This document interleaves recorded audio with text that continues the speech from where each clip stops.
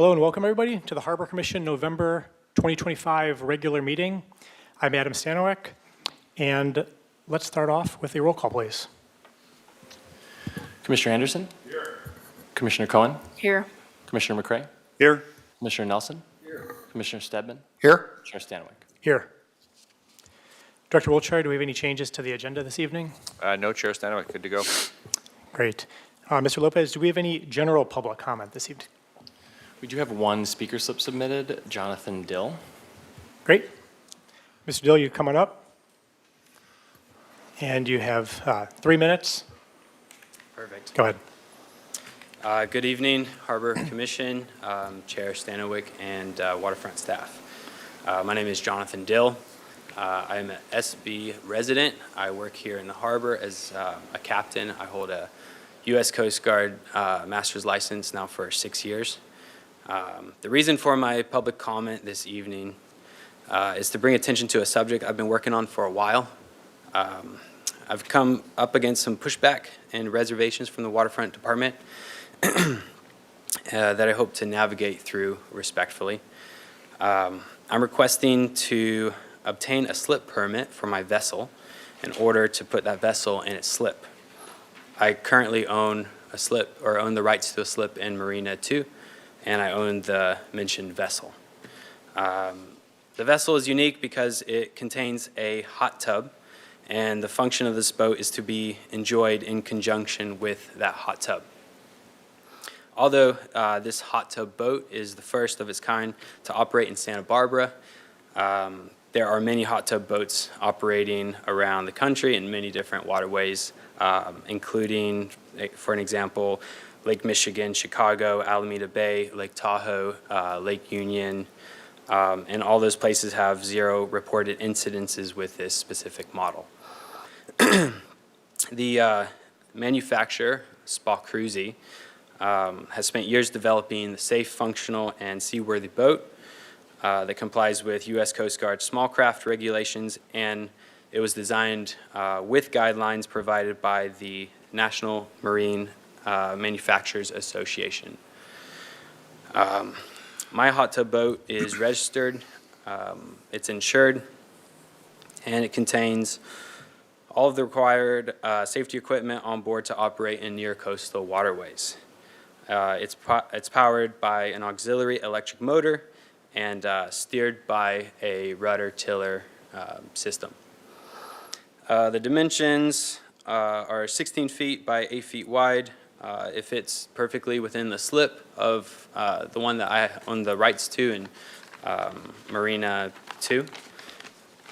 This all being said, I don't see any reason why this vessel cannot be issued a harbor slip permit. If there is concern with seaworthiness, I ask to perform a sea trial where I can demonstrate the seaworthiness of this vessel. In conclusion, I hope to launch this boat soon. I believe the community will welcome this boat as a unique experience, and hopefully it'll bring enjoyment to the waterfront community on, frankly, days like today when it's cold and rainy outside. Thank you so much for your time. That's all. Great. Thanks for the comment, Mr. Dill. Mr. Lopez, is there any other public comment online? There are no hands raised, Chair Stanowek. Just a reminder to everyone online, if you wish to speak, please raise your hand in the Zoom platform. Thank you. Also, along with that, I believe there was no written public comment that was submitted this evening as well. So just want to take note of that. We move on now to work group reports. Is there any member of the commission who would like to speak on behalf of a work group? I was just going to say that it would be, do we let most of the speakers know that we're not allowed to give comment, just so they know that we're not ignoring their? Yeah, that's correct. And just in lieu of the Brown Act, yeah, just to make note of that, it's not an agendized item. So with that being said, we're not allowed to really discuss that. Yep. But with that being said as well, the speaker slips have contact information, and so the waterfront will be able to reach out. We, by matter of practice, reach out to all public comment just to have the connection with staff. So I'll reach out to Mr. Dill next week. Great, thanks for that. Thanks again, Mr. Dill. Now to work group reports. Was there any member of the commission wishing to speak on behalf of a work group? Okay, we can move to the consent calendar. Mr. Lopez, can you please read item number 1 and number 2 of the consent calendar, please? Yes, this is item 1, approval of the minutes. Recommendation the Harbor Commission waive further reading and approve the minutes from the regular meeting of October 16th, 2025. And item 2, proposed lease agreement with Santa Barbara Sailing Club.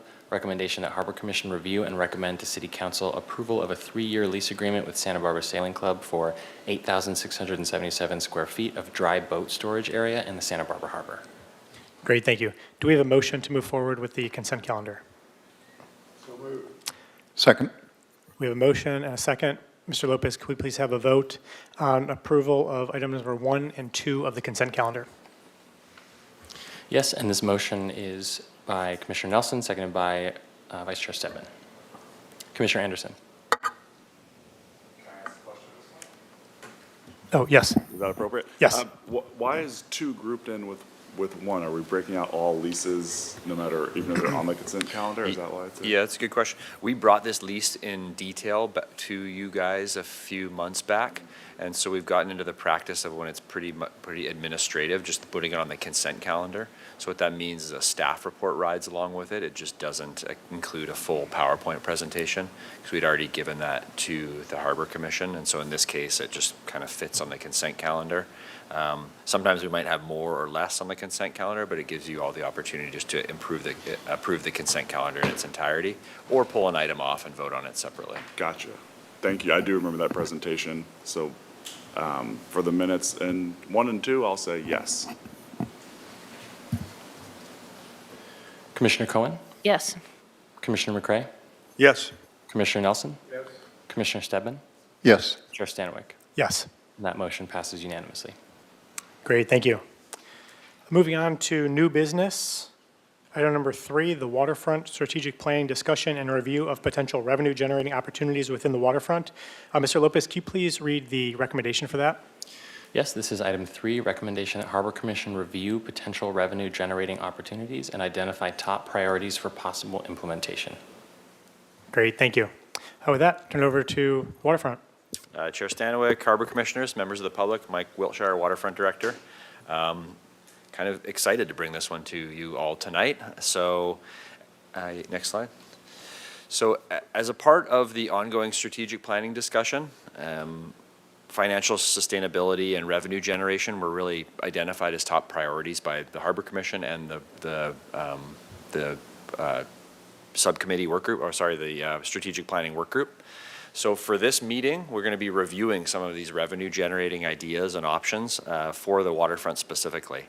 So some of the background drivers for this effort are listed up here on the screen right now. So first and foremost, the Harbor Commission and the Strategic Planning Work Group identified revenue generation and fiscal sustainability as a top priority.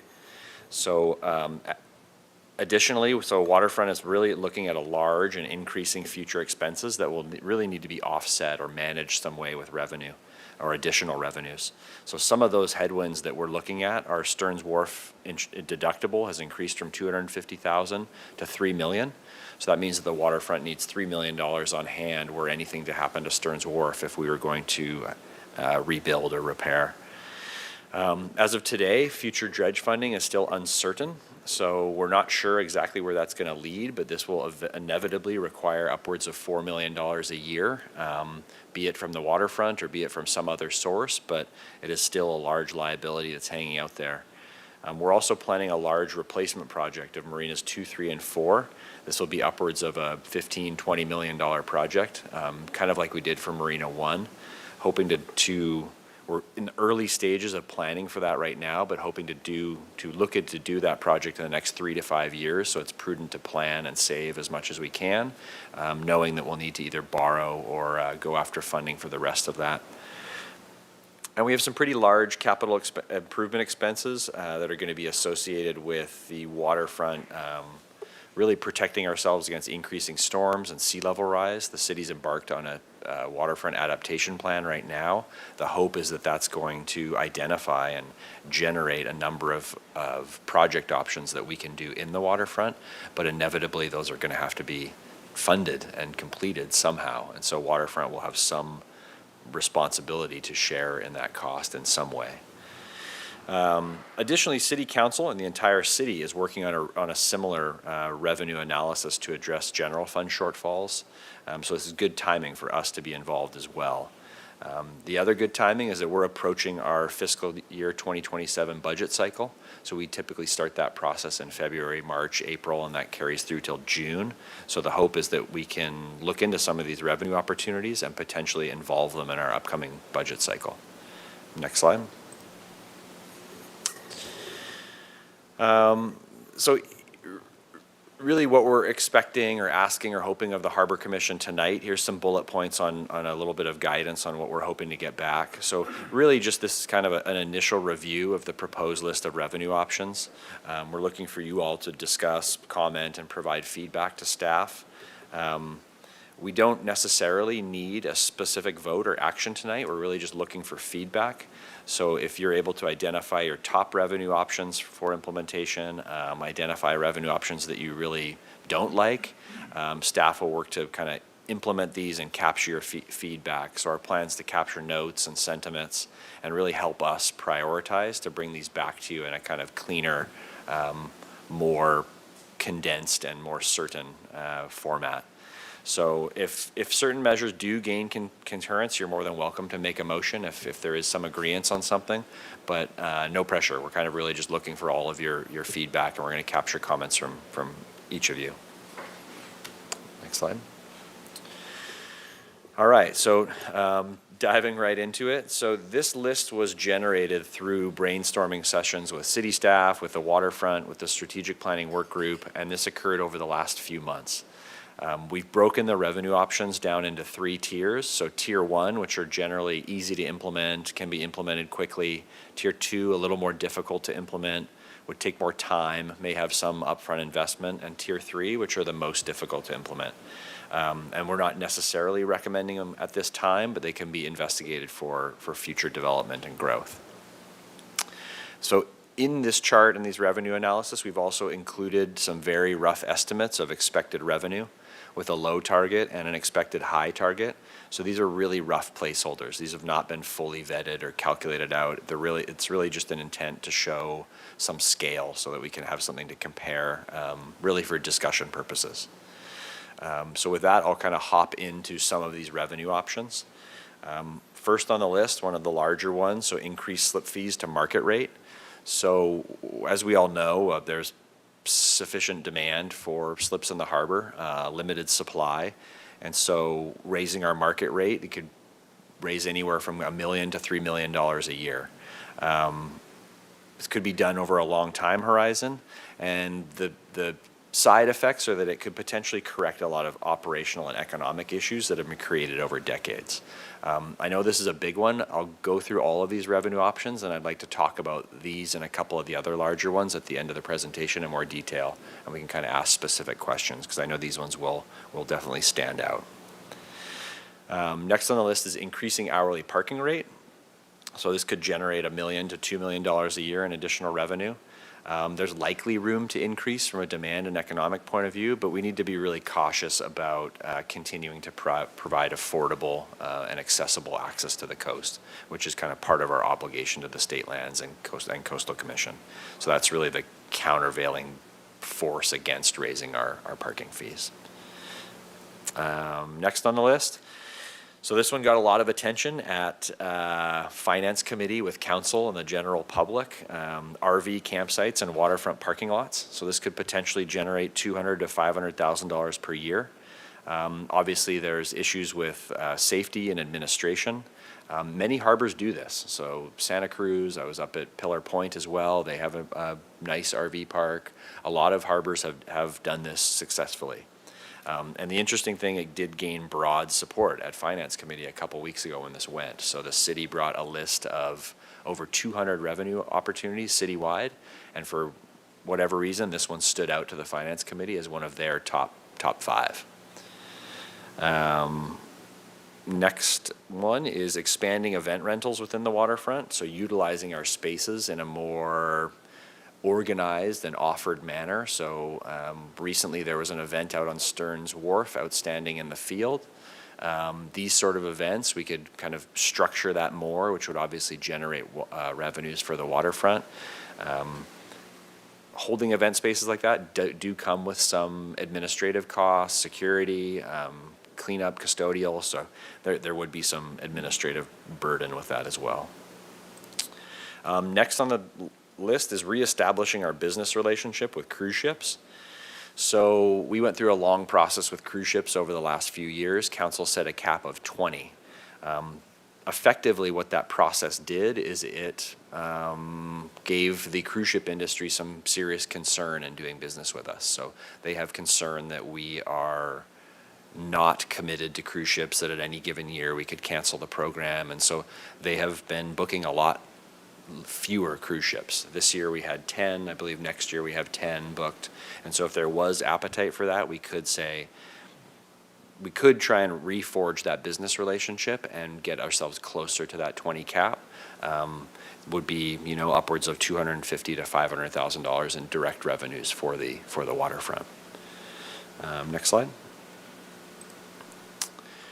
The second page of Tier 1 revenue options. So on top of the list, expanding our mooring field. So this is actually in progress. So as we reported last meeting, we have recently received our permit from the California Coastal Commission.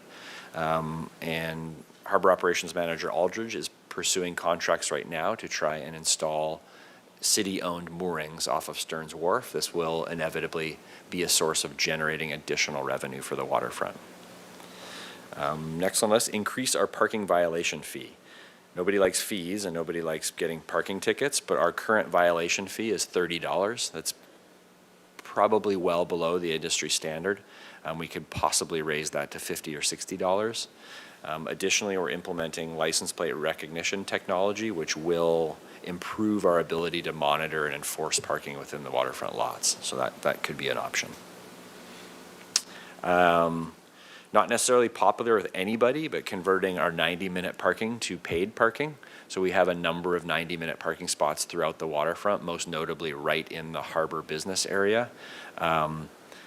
Admittedly, though, the way that lot currently operates, those spaces get fairly misused. You have a lot of people who are shuffling cars, parking overnight, kind of dodging that system. One pro of charging for parking is it does kind of regulate that and manage the parking, the way the parking lot is used, in addition to bringing us revenue.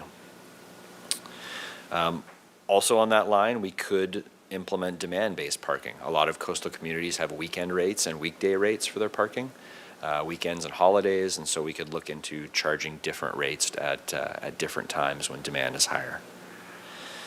The rest of them are really kind of smaller, but reducing our parking pay stations. So this is in progress. So as we move to license plate recognition, we're going to need less actual physical pay stations. So removing the amount of equipment that you need to install and maintain saves dollars.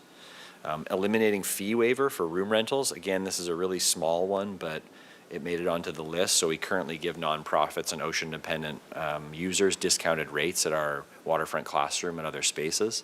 So it's probably not worth it to remove these discounts. It's a nice offering and in line with what we're trying to do, but it is on the list as an option.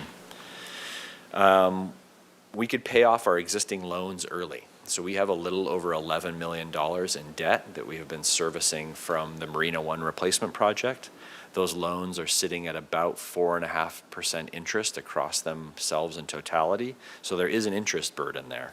The problem with that is if we use our reserves to pay off loans, we don't have cash on hand, but we save cash flow going in the future. But that's something we could weigh. We could pay off some of them to save cash flow going into the future.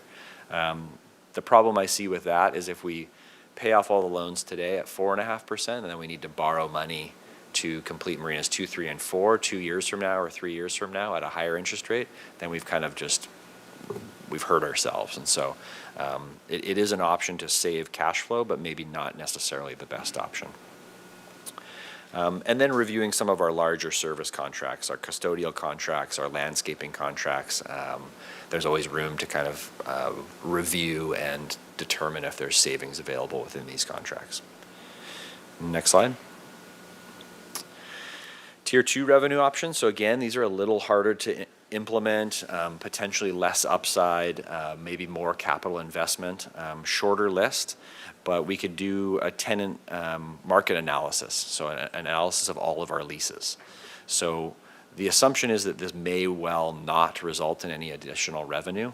It could actually result in a cost or a revenue adjustment in the wrong way, but it never hurts to review all of our existing leases. Also not always the most popular one, but commercial fishing dues or some sort of co-op. So we do support commercial fishing in a big way, and there is a need for infrastructure projects and infrastructure projects related to commercial fishing. So we could act as a hub and essentially act as a co-op who collect fees for specific commercial fishing related infrastructure projects to share in that industry and market. Reconfiguring UCSB and SIMWI, Channel Islands Marine Wildlife Institute dock space. So that dock space over by Santa Barbara Landing takes up a lot of water. It could be better configured for what it's used. So again, there's some large capital outlay to reorient docks like that, but I think that space could be better used. Addition of slips, addition of business spaces, addition of other utility, you could just get more out of that water space. And then the option of billing back our maintenance services to tenants. So a lot of our tenants are responsible for the maintenance within their buildings. They hire contractors in Santa Barbara just like any business would. We have a maintenance shop and trades staff, so we could potentially fill some of those gaps and act as billed services for the maintenance. Cons with this is we may need additional staff, and it's really difficult to predict the volume of work there, and so we may have staff on hand kind of either waiting, or we'd be understaffed and not be able to meet that need. But it could be there could be a potential fit for us to generate some revenue and make our tenants' lives easier. Next slide.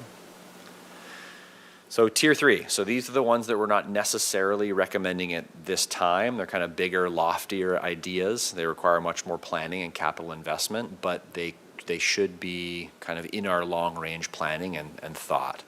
So first off, reconfiguring the breakwater near Santa Barbara Landing, so reorienting the way that breakwater faces to create more water space and additional slips.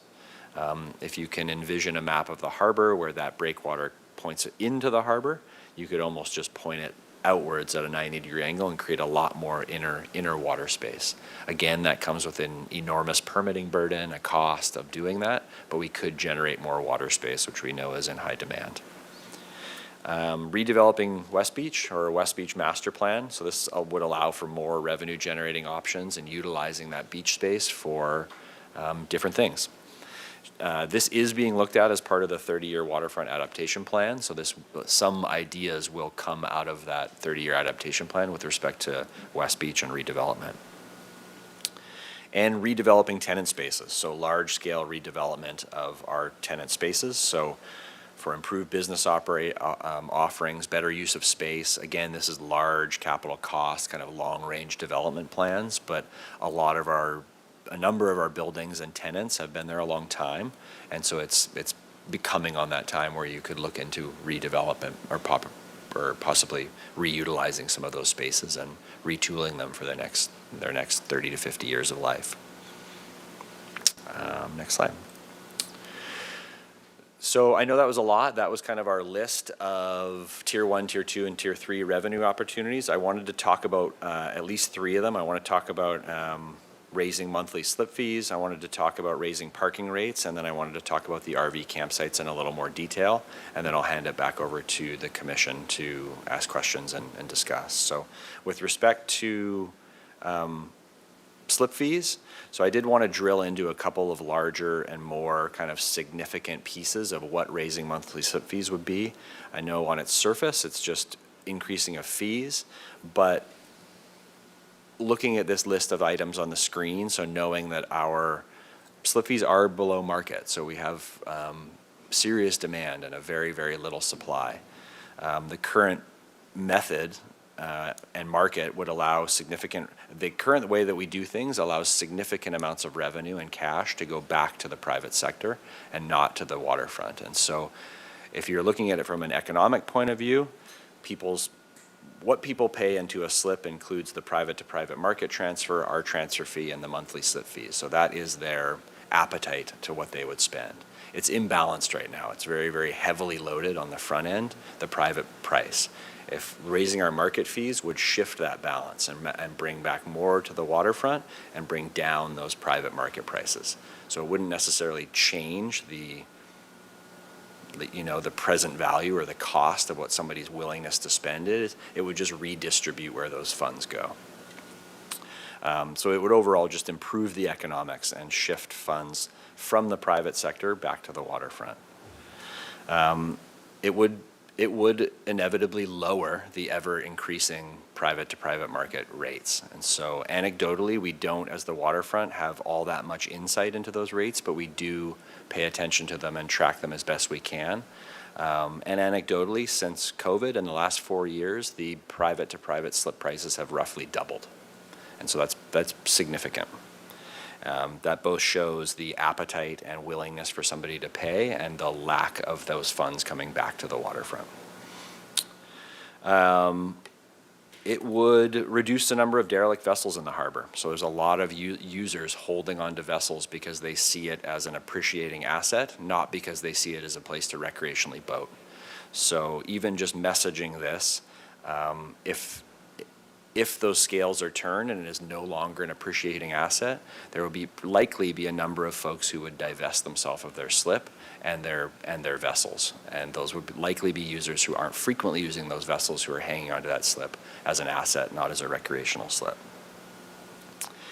It would increase the economic activity in the waterfront. So if you look at our harbor now and say, off the cut, say 50% of the people are active slip users. They're down there using their boat every day. They're going out to the islands. They're using the services. And the other 50 are inactive users. By raising slip fees, you're going to drive up that accountability and drive up that percentage of active users.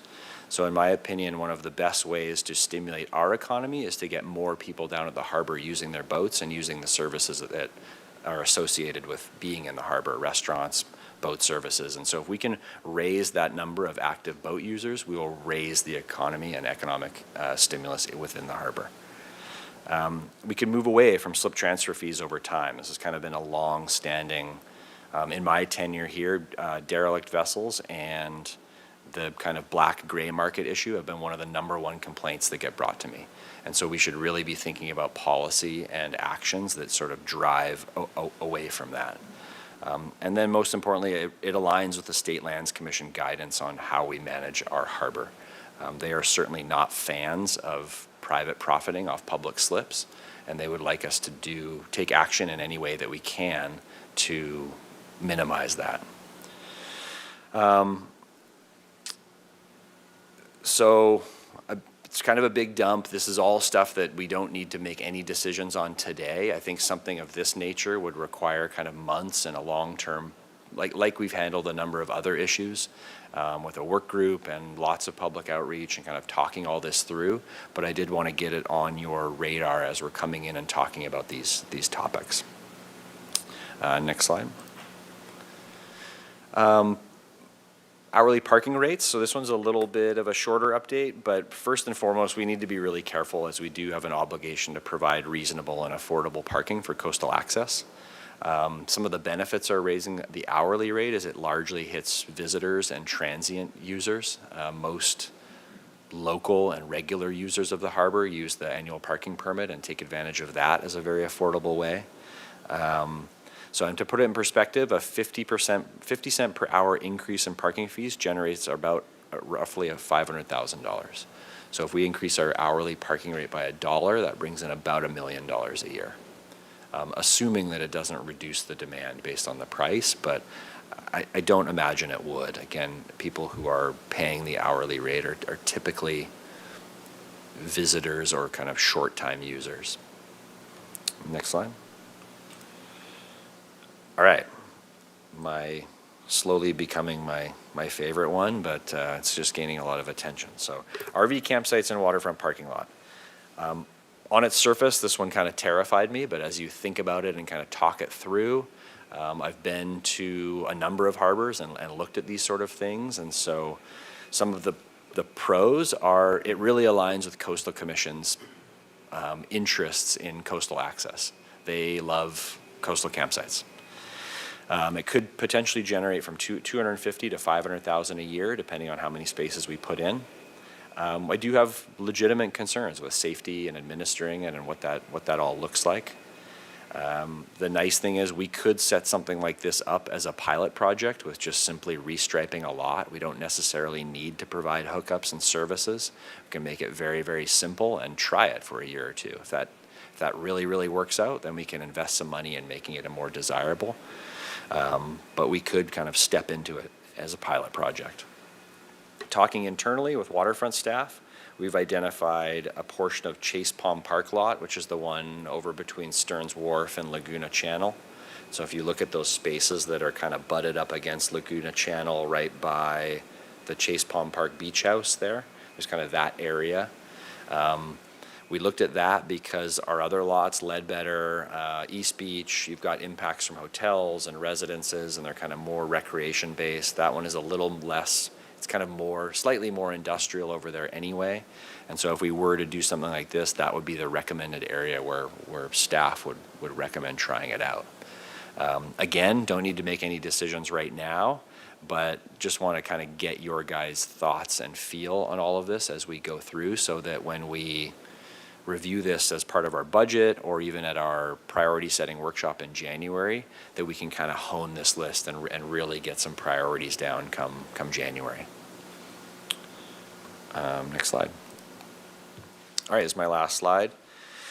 So again, our hope is just to hear comments, review, feedback. I know it's a lot of options, some of them controversial, some of them more controversial than others.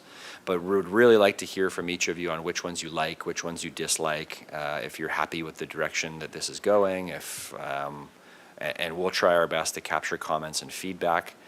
Some of the larger revenue options, as I mentioned, would definitely need more process and public procedure. So, but this is kind of step one.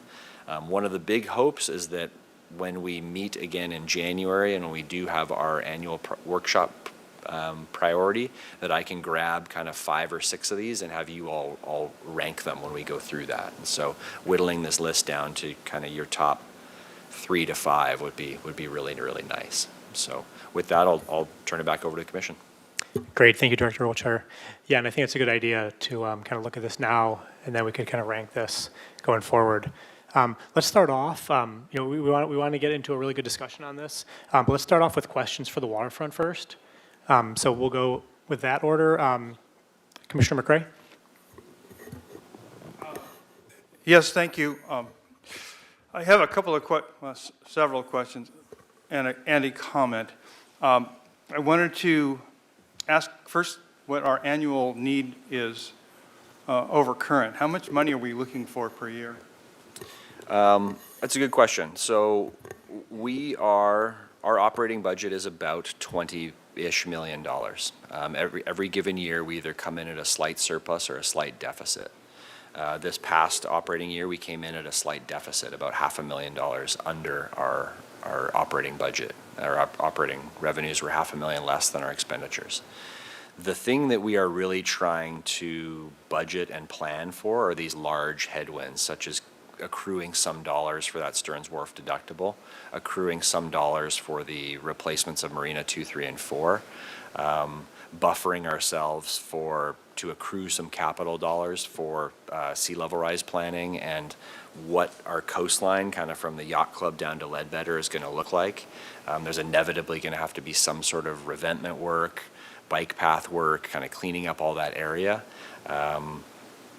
There may be grant funding for that, there may not be, but I would like to kind of get some funding in place now so they don't get in a place 5 years from now saying, oh my gosh, we need $10 million today. So a lot of it would be planned for capital. In the coming years, there is some uncertainty with some of our larger restaurant tenants, which could amount to $500,000 to $1 million a year deficit from tenant-related revenues. And so I think in the short term, targeting, a surplus, I feel that we should be running a healthy surplus, including our actual capital expenditure, pretty regularly, where we don't. And so in my mind, we're $1 million to $1.5 million short annually of where we should be to be a really comfortable, fiscally sustainable operation. And then how is our parking fees compared to others? I mean, where do we stand to run afoul of the Coastal Commission in this? I'll see if Caesar has any more insight on that, but it varies, it's not always apples to apples. You can look down at Santa Monica and the LA area, which far exceeds our prices, but then you look at somewhere like Ventura and Hendry's, which are often brought up as comparisons, and they don't charge. Well, Ventura just started charging for parking on weekends, and so there's really it's hard to find an exact benchmark, but you look at somewhere like Ventura and there's huge swaths of land and huge areas to park, and so I'd probably say we're a little bit closer of a market to somewhere like down south, like a Santa Monica, where we're quite constrained and there's not a lot of space. So, Caesar, do you have anything to add? Yes, just to add to Director Wilshire's comments, also is the location of the waterfront and the parking lots, right? So if you look at different facilities like Ventura, for example, they're open spaces. You park, and then all you have is marinas. Not a lot of restaurants are nearby, depending on where you're going. The Harbor Main parking lot, Chase Palm Park, they're a prime location for the city. So overall, places like that within market should be a little higher. Depends on where you compare it to, right? If you compare it to City of Pismo Beach, we are slightly below. In comparison, they have dynamic parking charges, so they change their charge depending on the time of day and the weekends. So, and with Santa Monica, LA area, coastal areas, we're significantly below that market, considering the demand, which generally drives the parking pricing. Thank you for that. And I also note that space has always been at high demand. So the RV proposal, I'm pretty sure that CFSB would love to be able to have that space to be able to do their fishery stuff. And they've been looking for a long time for space. I'm not sure if they've actually got that kind of scoped out right now or not with City College. But I'm curious, what do we forsake in order to provide that? Do we end up losing parking revenue for it, for example? Yeah, and again, this was all pitched as a revenue-generating concept, and so we would essentially be replacing lower dollar parking rates with higher dollar RV sites. And so there would be like a net gain there, whereas something with commercial fishing or a nonprofit, the assumption, or at least my assumption would be that we would not be recouping that amount of revenue. And then finally, the reconfiguration of that UCSB's Simwe area. I just want to comment that when we bring the boats in, I've had boats, party boats in there. These are boats from 45 to about, I think the biggest one is almost 100 feet. But we really have had to use all that space. I mean, I remember looking over the transom and seeing how close to the UCSB boats I could actually get to make that turn, especially with a single screw boat. And essentially what happens is you take landmarks, you learn these things over time, and time your turns and distances exactly to those marks every single time, and change them slightly depending on how hard the wind is blowing. I can't see expanding that footprint outward into the turning basin.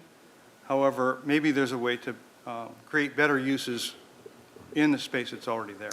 Yeah, no, the intent wouldn't be to encroach in any fairways. It's just there's less so the UCSB dock, but the Simwe dock, it's quite a large dock for two vessels. And so kind of just eyeing their demand and they could be well served in a slip. And then you look at that and it's quite a big water space. And so I don't think the intent would be to get larger and go out into the fairway, just reutilize that space more appropriately.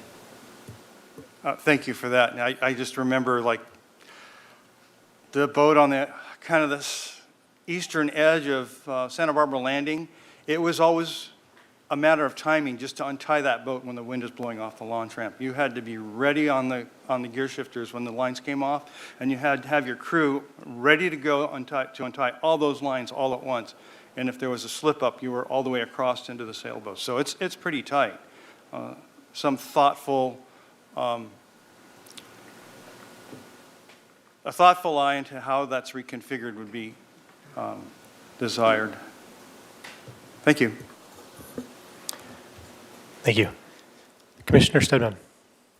Yes, thank you. I had the same curiosity that Merritt did about, whether or not we're driving to cover some kind of gap, right, a financial gap, but I think you answered that question. It sounds suspiciously like the same framework that you might use to think about the capital reserves, right, and how you want to have a solid position there, so thank you.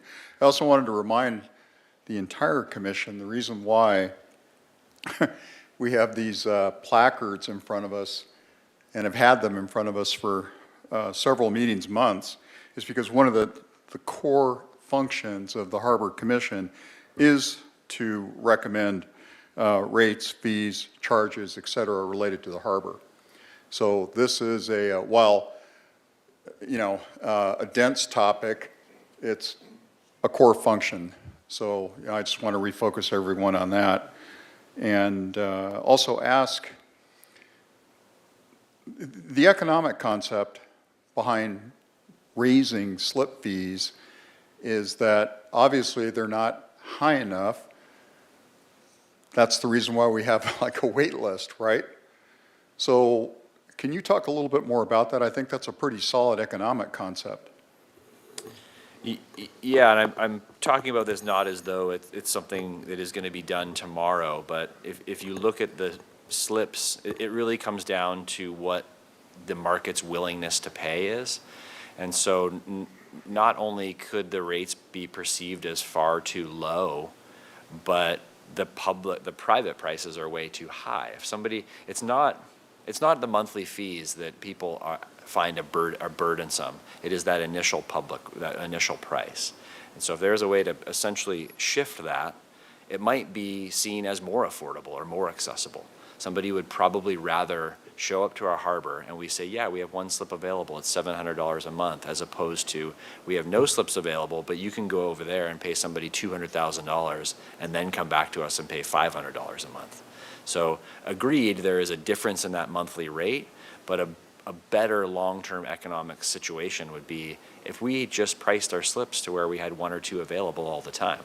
Then we would be knowingly maximizing the return to the department, we would be properly managing the harbor from an economic point of view, and we would slowly move away from this system that has been either benefited a number of people or been the bane of a number of people, meaning the people who would like to get a slip in the harbor.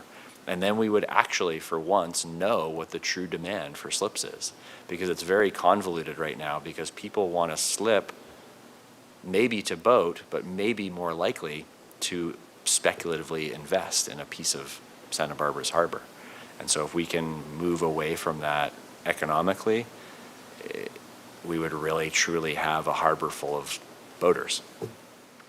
Well, I thought the comments from Mr. Dill, the public speaker, were quite telling when he said, I own the rights to a slip. I mean, that's the mentality, right? Like, that's my investment. So that was very interesting. And then finally, since we are talking about fees where there are none now, what is the process for creating a new fee? Yeah, that's a great question. That comes through our budget process. So every year as part of our budget, we review our fee schedule, and we review it with Harbor Commission and the Budget Work Group, and then ultimately Finance Committee and Council. And so that is where we either adjust fees that we have or we implement new fees. And so a good example is last budget cycle, we preemptively were planning for the new mooring expansion. So we created new fees for mooring balls that don't exist yet, but they will. And so if those are installed this fiscal year, we have a fee structure in place to charge for them. So something like a RV campsite, or we can talk about that this budget cycle and say, hey, let's put this in the fee resolution and get Harbor Commission and council to approve it, and then we'll have the right to charge those fees. So if you, Director Wiltshire, if you did a pilot for the RVs, that would be an off-sheet collection of fees? I don't imagine that we would, no, we don't collect any fees off sheet. So 100% of the fees that we collect need to be a part of our fee schedule. And so if, whatever reason, we somehow magically got an RV campsite there before July 1st, when our budget is approved, then we would have to come to Harbor Commission and come to council with a special fee request and say, hey, we need this in our fee resolution sooner than we can do it in the budget cycle. But my estimation is that we wouldn't try and rush this to have those in there before July 1st anyway. And so as our budget comes up, we can talk about what reasonable fees would be. And if it's something we want to pursue, we can put it in there. Thank you. Commissioner Nelson? First, this is strategic planning, and it's really good to see. I think it's very important how we present this to the public and the constituents and the stakeholders, because revenue optimization, it's pretty easy to say, oh, it's really just gouging the public. And that's not what we're doing here. Even the old lease policy that I've criticized over and over and over again starts with sort of a preamble that says that we have a responsibility as we manage public property to achieve the most revenue and the most public benefit. And that's what you're doing here. And so I think how we present this is really important, because you can flip the news article, which is Waterfront gouges public, process, or it could be the other way, where you have, you do the market analysis and the evaluation, and what you realize is you're not charging enough. So it's like, sweetheart deals, cronyism, all of that. And what you're doing with this exercise is that basic responsibility of trying to achieve the most public benefit and the greatest return in a manner consistent with state law and policy. And then for example, I would say don't throw anything off your first tier. Keep it all on there, but what kind of evidence do we present to the stakeholders, the constituents, the slip holders, and all of that, to make them understand why that item is there? So for me, when you talk about market value, that's always been something I think we can get done. We can do that independent to demonstrate that there's been a real bargain, a real discount for years, and what we're trying to do is bring it into reality. I mean, so to me, what's the evidence and data that we show the public when we actually pursue one of those, so we can do a trade-off. So, we can say, we have a responsibility to manage the properties, and here are the ideas, and here are why we're pursuing those. And right here, these are couched more in terms of revenue increases as opposed to something other than that. And I think we ought to be real careful on our strategy as we consider these, because I think it's a good idea, and it's one that I applaud, and I know my colleague on the strategic planning committee feel that way. Yes. The other thing is that you're also doing a lease policy. I don't want to lose sight of that, because there's real benefits to revenue optimization in that lease policy. Now, we already saw, in I guess the last board meeting, where you were talking about leases that you're not going to have the leases as long as you used to have them. You're going to do things that create more revenue, and there's things that you can do, like we're real fond of, throwing in an option here. Well, we'll give you 2 options for 5 years and all of this. Well, you can make them pay for that option. They should be hitting, benchmarks to deserve that option. And I remember Lang Sly, he used to talk about that all the time, that in the real world, you pay for those options, or you earn them. So to me, a lot of this is what foundation do we establish of data and evidence that demonstrates that the public deserves a better return on their investment, as well as the public benefit. And in that first tier, for example, there are some that might not even require a great deal of public engagement. I mean, when you talk about waterfront events, I mean, the city already is in big time. I mean, I had my wedding reception at Chase Palm Park. I mean, so it's not that we're doing anything new. So in terms of your low-hanging fruit, there might even be some that you could start right away like that. And every park and public facility have these events, and Seth would love that too. So, I mean, I guess a lot of this is, let's make sure we package this thing in a way that we show that we've done the homework, we've got the market value, here's the gap. We've got the State Lands Committee and state law that says you can't give cash value to people that use public property. You can't, I mean, incorporate that in how we sell this. So keep them all on the list, but I'd like to look at the next time we come back is how are we going to evaluate market value? How are we going to approach these issues in tier one? So we can begin to have a dialogue on the more controversial ones. So. Great, thanks, Commissioner Nelson. Commissioner Cohen. Thank you. Appreciate the presentation. Lots of good information there. I'm going to give you what you asked for, which is, you know, what do we like, what do we not like? I'm just going to speak for myself, what I like, what I don't like. And then a couple questions also. I do not like the idea of eliminating free parking. I think having a little bit of free parking within the harbor provides accessibility. And I think that keeping parking rates affordable for most people so that they can go down to the waterfront is something that is, you know, a mission of the city. I have concerns about offering maintenance services only because I think that you would be maybe competing with other business owners in the harbor, and maybe you can speak to that. Is there a service right now that we feel is not being offered that you were considering, or would that be something where we would be competing? Yeah, with that's a great question and good perspective. They're not really competing services. So these would be mainly like facilities maintenance services, so roofing, HVAC, electrical, plumbing. I see. So you have these tenants that are maintaining buildings, not boats or other services. And so there's really almost none of our local waterfront businesses that provide those type of services. I mean, we have contracts with HVAC suppliers, and none of them are in the harbor. Okay. So okay. mainly facilities maintenance stuff. That would be my only concern on that. If it's something that we don't feel like there is a provider, but we don't want to obviously put anybody out of business by providing a service.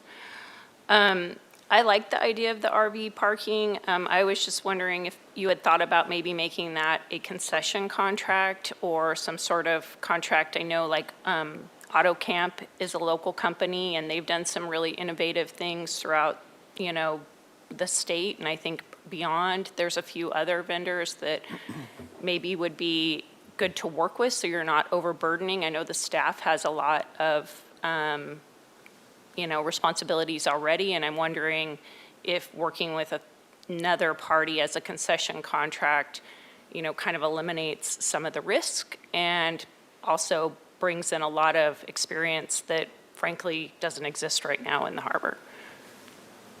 Is that something you were thinking of, or were you thinking that you'd run it? We're really early stages, but the intent was, my initial thought is that no, we would not run it. And so, Okay. yeah, that is not something that we do, admittedly. And so, depending on the size of it, like the Santa Cruz model, they just basically hire a camp host and they stay in one site the entire time and run the entire administrative process. So there seems to be an unlimited amount of demand of people from cold climates who want to do that. So Okay. that could be an option too, but I like your idea of contracting it out. Yeah, that would be my only concern because I have a little bit of experience with RV parks, and they are very tricky. And your concerns are valid, you know, on running them. I always love more slips, more mooring. I mean, I realize that would be a huge capital investment in some areas, but I mean, I think anytime we can add even one slip, that's one more boat person that one more boater that, has access to our waterfront. So increasing the mooring field, adding more slips, I love those ideas. I love looking at a concert venue or some sort of, way of revitalizing and using that space. The room rental, I think that if someone is using space and they're not, paying for the service, then, maybe we should look at that and say that that's something reasonable that keeps that room accessible, and with the intent maybe that nonprofits or our harbor community could use it also at no cost. I think that a tenant leasing analysis or a tenant lease analysis would be a great investment in time and energy. I know that there are some tenants in the harbor that have been problematic in terms of revenue, and I know that that has, impacted your budget in ways that, that have been negative. And so if we can get good tenants in there, it helps everybody and it revitalizes the area. I think redeveloping tenant spaces is something that you might want to look at. I've noticed as someone who's involved in commercial space that there is a movement towards smaller spaces versus bigger spaces. And so you might want to look at, should this be 2 shops instead of 1 shop, those types of things. I never love making money off of violations, but $30 seems pretty cheap for a parking violation. I don't know. That could be brought up. It seems like an easy, I feel like those types of things should come up every year. If we haven't increased that violation fee in a number of years, we should probably look at it. $30 seems pretty cheap to me as well. 3 things that I just wanted to ask you that I noticed were missing.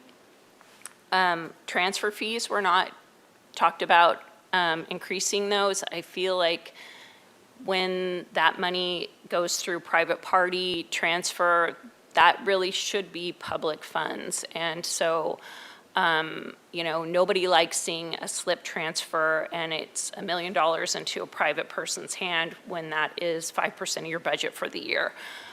Or sometimes it's more than that. I mean, I know there's a slip that's for sale right now for millions of dollars. That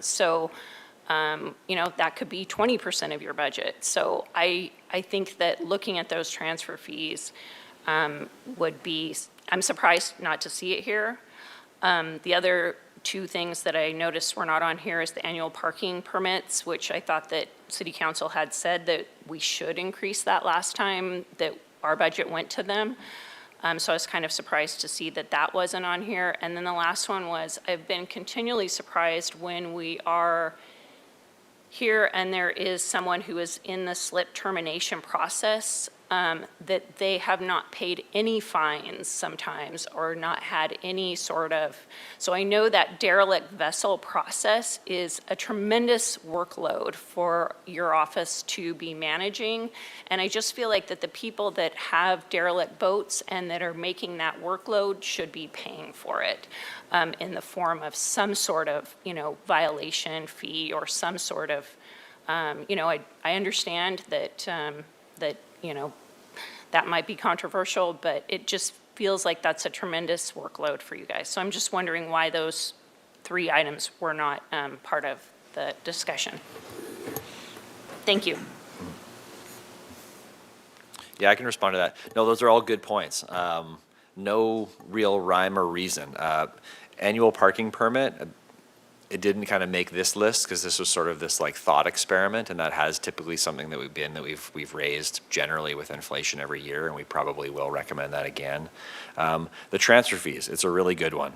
Learning that private slip fees have roughly doubled, that really tells me that our transfer fees are way too low.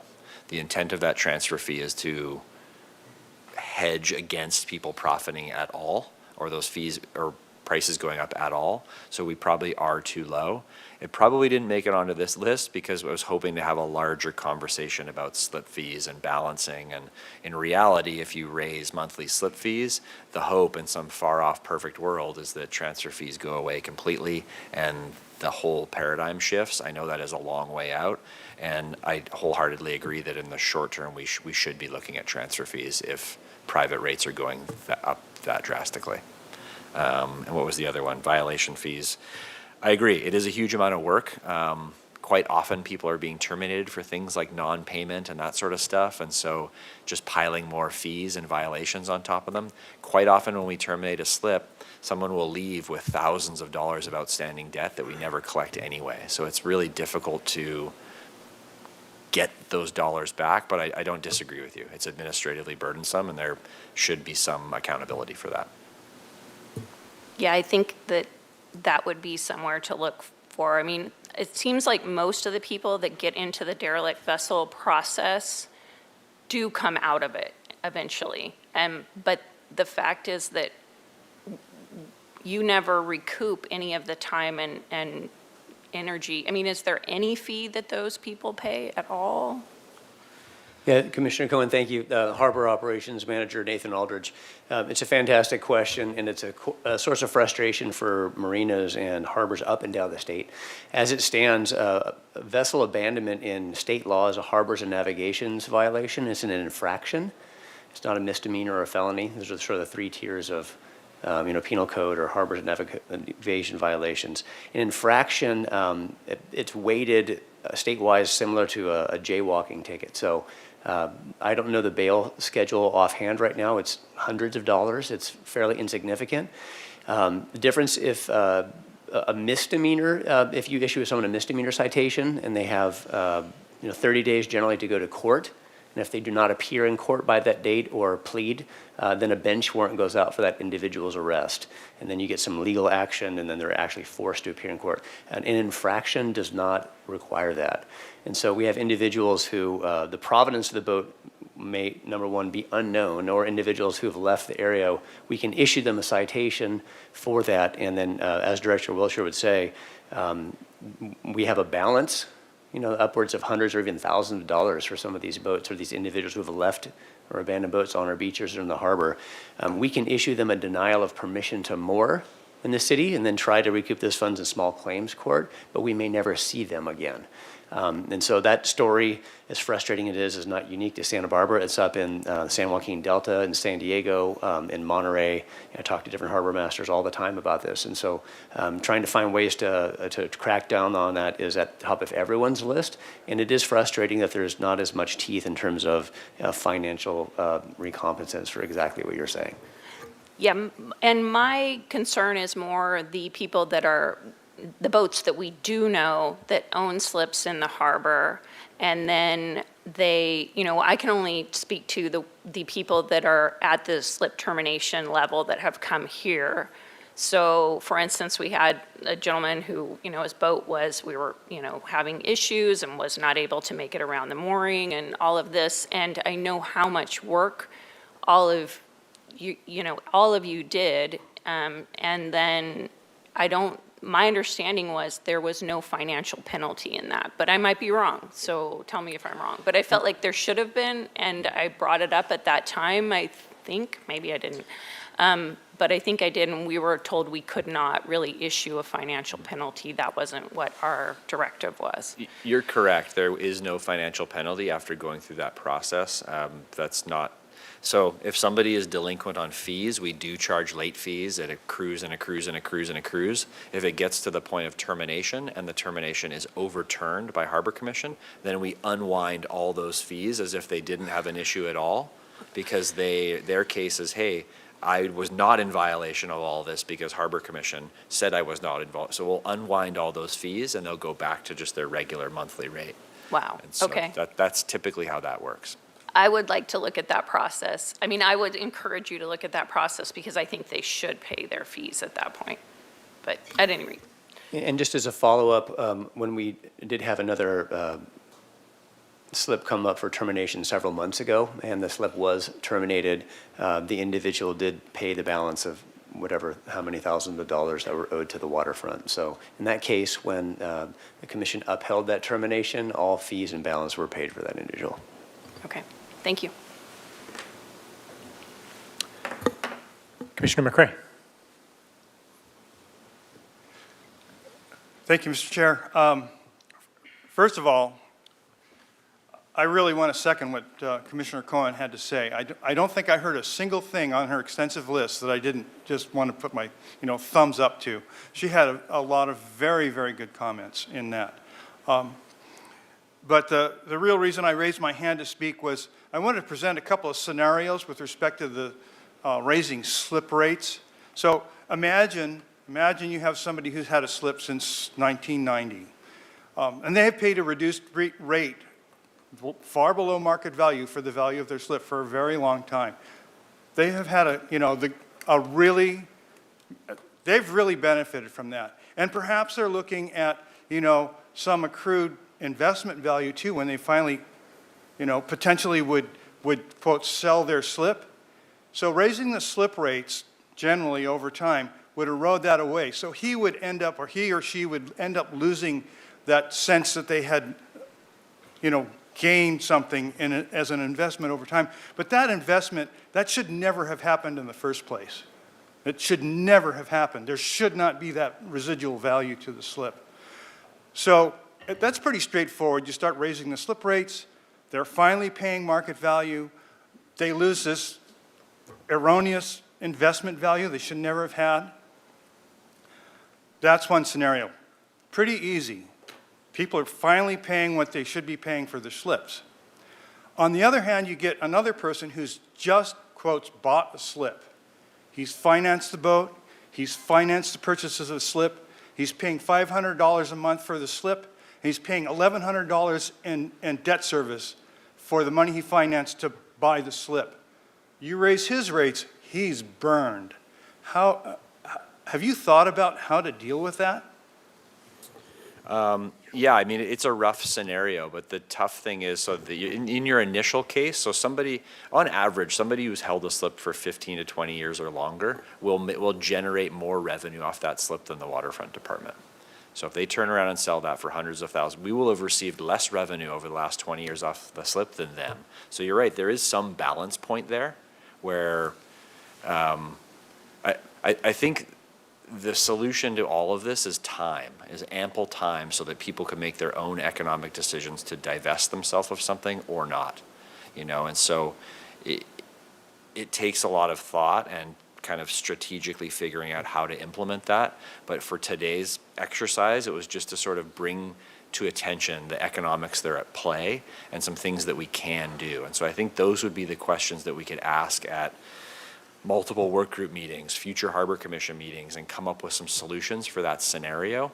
But to your point, we've gotten so attached to this idea that somebody is entitled to massive financial benefits from boat ownership here in Santa Barbara. And so in a perfect world, everybody can neutrally walk away and there's no profit, but they pay their, just like you look at any other harbor, you pay your monthly slip fee, you pay for your boat, it's all costs. You're not turning around and earning hundreds and hundreds of thousands of dollars. But at the end of the day, it is a month-to-month license agreement with no assurances, no property rights, and so people know deep down what they're buying. You're saying people finance their slip? I can't imagine a lender on earth that would lend somebody hundreds of thousands of dollars to get a slip permit because there's no asset. So these are only the people who can come up with that amount of money on their own. And so that they would have a second mortgage on their home, or they would refinance their house. That's how they end up financing the extra cost, I'm pretty sure. Yeah. It's hard to have that much money in your back pocket.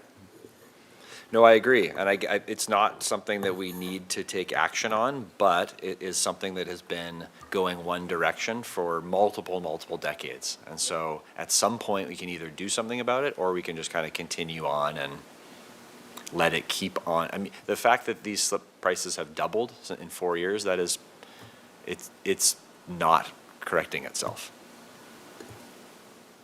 I would agree. That's flatly wrong. We are completely under market value.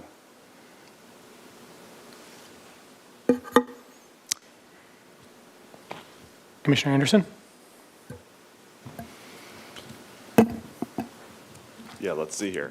Thank you, I guess, to start with. It seems like a really good-sized project for our commission to take on, and I'm really interested to see how it's going to play out with so many people working on so many elements, and we can't talk in private about it, so having to have a meeting about it every time. I'm curious to see how that all plays out. I think I'll learn something along the way.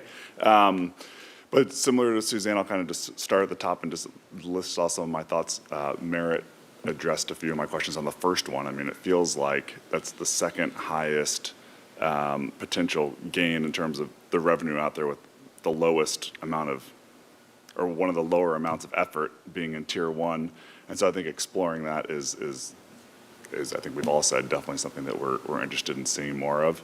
And then somehow being mindful of the investments that have people put in there. And as you said, I think your answer of time was a good one. Also, it feels like we've already started a little bit on this with the termination of slips no longer being transferable. It feels like we're already kind of like creeping in, and hopefully people that are paying attention are getting a feel for that's something that we're going to tackle.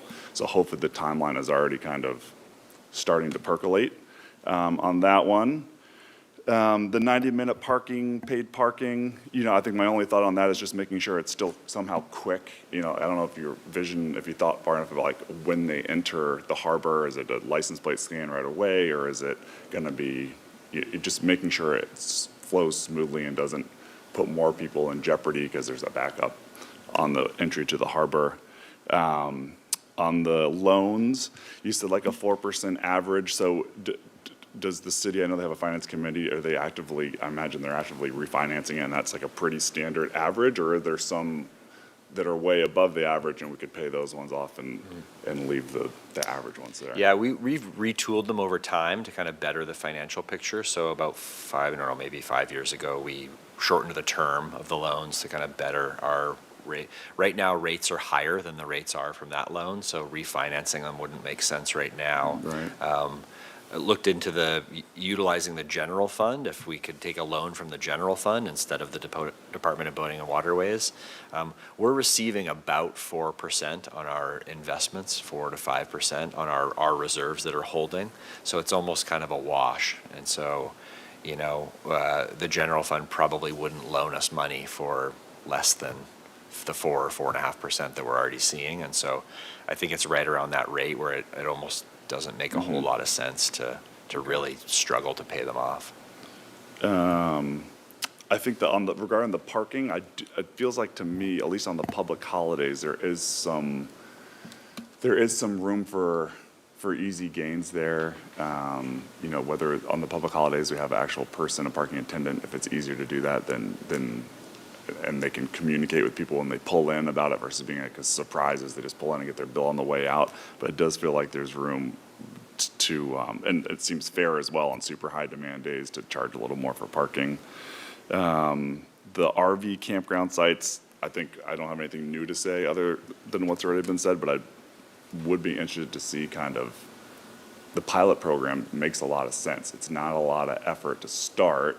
It feels like, especially if you have someone else administer it, and just seeing how the people react to it and behave and just learning from the program. And then my last kind of thought was on the redevelopment of tenant spaces, the largest potential revenue growth. Are there any sort of concepts or thoughts that you guys have moved? Do you have any more? I'm not looking for a diagram. No, I mean, these are long-range development ideas. All of our tenant spaces are held under lease agreements right now. So it's we can't renovate them out from underneath them. So this would be something that would be kind of designed, put to development, put to RFP, internally, we've talked a lot about what Commissioner Cohen was mentioning as some of these larger spaces, they could benefit from being smaller spaces, public market type things with, I'm big on flexibility, where if you have a large tenant space, have some pop-ups, food trucks, music, this and that, where you have 12 leases that if they don't work out, you can kind of slide one in and out seamlessly, as opposed to these like giant spaces that take years and years and years to retool. So, but that kind of thing takes millions of dollars and years to develop, but the idea of thinking down that road is positive, I think. Okay, thank you. Commissioner Nelson?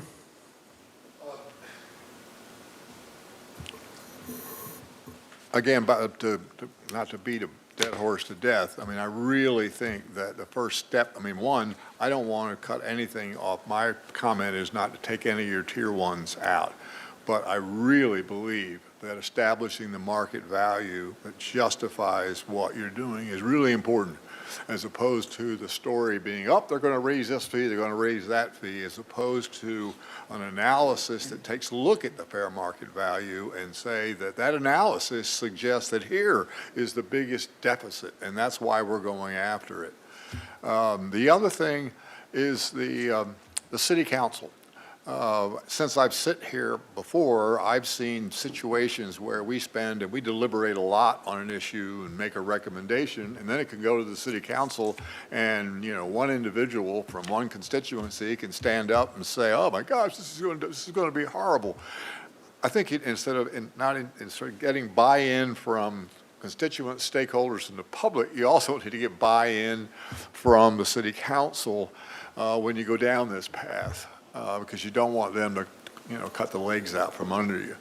And the final thing that I used to do when I had to cut budgets, it wasn't just generate more revenue, it was, what are you going to give up? And I think when you sell the public on this, it always helps if you've also done analysis of your own spending and things that you can eliminate. And I'm not going to sit here and say this is what you ought to do, but sometimes when you have to deal with that, instead of saying, we're going to do across-the-board cut of 5%, you need to eliminate functions. And I think that sort of exercise should be done as well as the justification to go that, because it shows that you're in this too. You're looking at this thing comprehensive, not just a way to increase fees. So to get the market valuation started, because it underpins a whole lot of these things. Keep the first tier there, develop a way to sell this, get buy-in from the city council, as well as plan how you're going to get buy-in from the city council. You've got it down here, analyze implementation strategies. Let's make that part of our deliberation as well, as how we're going to unroll this and place a big emphasis on the evidence that we create with these preliminary analyses, as opposed to getting out over our skis and getting in front and say we're going to raise the rates on this and that and this and that. What we're doing is, as part of revenue optimization, we're doing a study. We're looking at the market value. We're building a case and an argument for the targets that we pick. So, and then a final anecdote on the RV situation. When I was the executive director of the Ealing's Park Foundation, it was a 300-acre park. Half of it is owned by the city, and we never had a ranger. We never had a paid ranger on salary. And the way we did, how could we possibly operate a park that has, generates a couple of $1 million in revenues and has, thousands of kids and people out there? We did it with RV parks. Park hosts are really, really popular. They're used by state parks. I don't know if they are in the city other than on that space at Ealing's, but I was able to basically have an entire ranger corps by offering a spot to park the rig, giving them a hookup, water, sewer. They pay for their bat, but what they really did is they gave me 25 hours a week of volunteer service. So I literally was able to have the entire operation, all the ranger duty, done by volunteers who just wanted to park their rig there. And we went through an interview process and the whole thing to make sure these people were not, troublesome. But that kind of analysis, I think, should be part of all of this, because I think when you look into all the things we've been doing for the last 40 years, there's a lot of things that we could eliminate and possibly improve. So there you go. Great, thank you. Commissioner Stedman. Yes, thank you. I wanted to revisit the very first item, which is again the slip fee increase, and get a little bit more context around this transfer issue. It's not only to collect economic revenue. The transfer issue, and I'd like to hear the waterfront's input, is so that families, any particular family just doesn't generationally keep a slip, right? You program in that transfer fee to break up the economics. Yeah, I mean, and we dealt with that at length, but the transfer fee applies to anybody. So really the logic there is that everybody should have the same crack at the ability of getting a slip permit. It doesn't matter if they're your brother, or your cousin, or your son. If you're going to put their name on your slip, you need to pay the transfer fee as if they were a new person transferring in. Otherwise, the alternative is we would just have what you're describing, a long-running history of families who slowly acquire all of the slips. That's right. Thank you. Commissioner Cohen. Thanks. Just one other thing came to me, and you might have already thought about this, but on the same lines as the RV parking, another popular use that I've seen in like tourism areas is like having food truck courts, and they're really popular, and we, see them pop up for maybe like a Saturday or a Sunday, and they really revitalize the area. And I don't know if something like that would be possible on Stearns Wharf or along West Beach, but I think like anytime, that just seems like something that would be an easy opportunity as well. Just throwing that out there.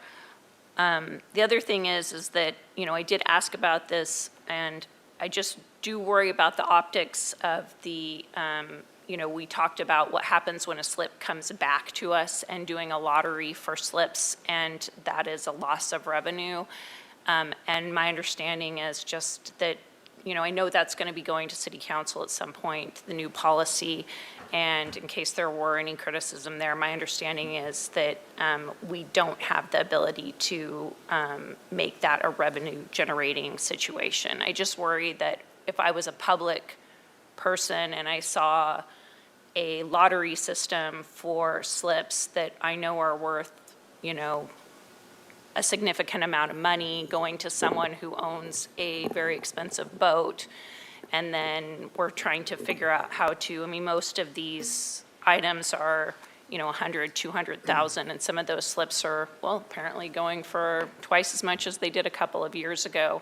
I just want to get ahead of that criticism, and it's my understanding that we just don't have the ability to make that a revenue-generating situation. Is that? One key point and one thing that we are correcting with this change is that slips received off the wait list will be non-transferable. So there will be no inherent value to them because there will be no ability to sell them. And so that is a major correction to improve fairness, because right now it really does benefit those with the means to purchase a slip. But when one is received off the wait list, you can use it for recreational boating, but once you're done, you cannot transfer it or sell it to somebody, so you just have to return it back to the waterfront. So my only concern would be, as someone who's looking at the budget, is you're actually eliminating another, mechanism for bringing in revenue. And yes, it's a hope, but I can just talk about my personal experience would be if I knew knowing that I could sell a slip for $100,000 or $200,000 might make me want to sell it, versus if I'm going to get nothing for it, then I'm definitely going to hold on to it. So I hear your logic, but I don't know that it tracks for me. Yeah, I totally heard, but the main, boating is expensive. And so if those monthly fees are a reasonable price, if people need vessel insurance, if they need to maintain their boat, these are not things that you're just going to kind of hang around for. I fully agree with you that people are hanging onto their slips as long as they assume that value is going to go up. If they assume that value is going to go down, I imagine that people who aren't interested in boating may divest themselves of those slips. That's a good point, and I do think that, we need to stop that. Making them go up twice as, but I do worry about the optics and the criticism of us, like I say, having a lottery system for someone who owns maybe a yacht. I don't know, but it's not. Existing slip holders are not going to be permitted to enter into the lottery, and so you can't have somebody who already has a slip. And across the board, campsites, all state lands commission, the lottery system is the most fair way to distribute a public resource. And so it gives everybody the opportunity, an exact equal chance to participate in that. So I'm missing the logic that we're giving anything away, because the wait list handles that issue. It takes it out of a closed system and puts it into a lottery. I totally agree with you on the revenue loss, and we can look at things like, hey, you're getting a windfall gain, you're getting a slip off the wait list, you should pay slip fees that are 25% higher, or some way if we're really concerned about that revenue. But it's such a positive step in the right direction for correcting an issue that's been going on for a long time. I'd hate for perfection to be the enemy of good, because this is a great policy for the long-term benefit of the harbor.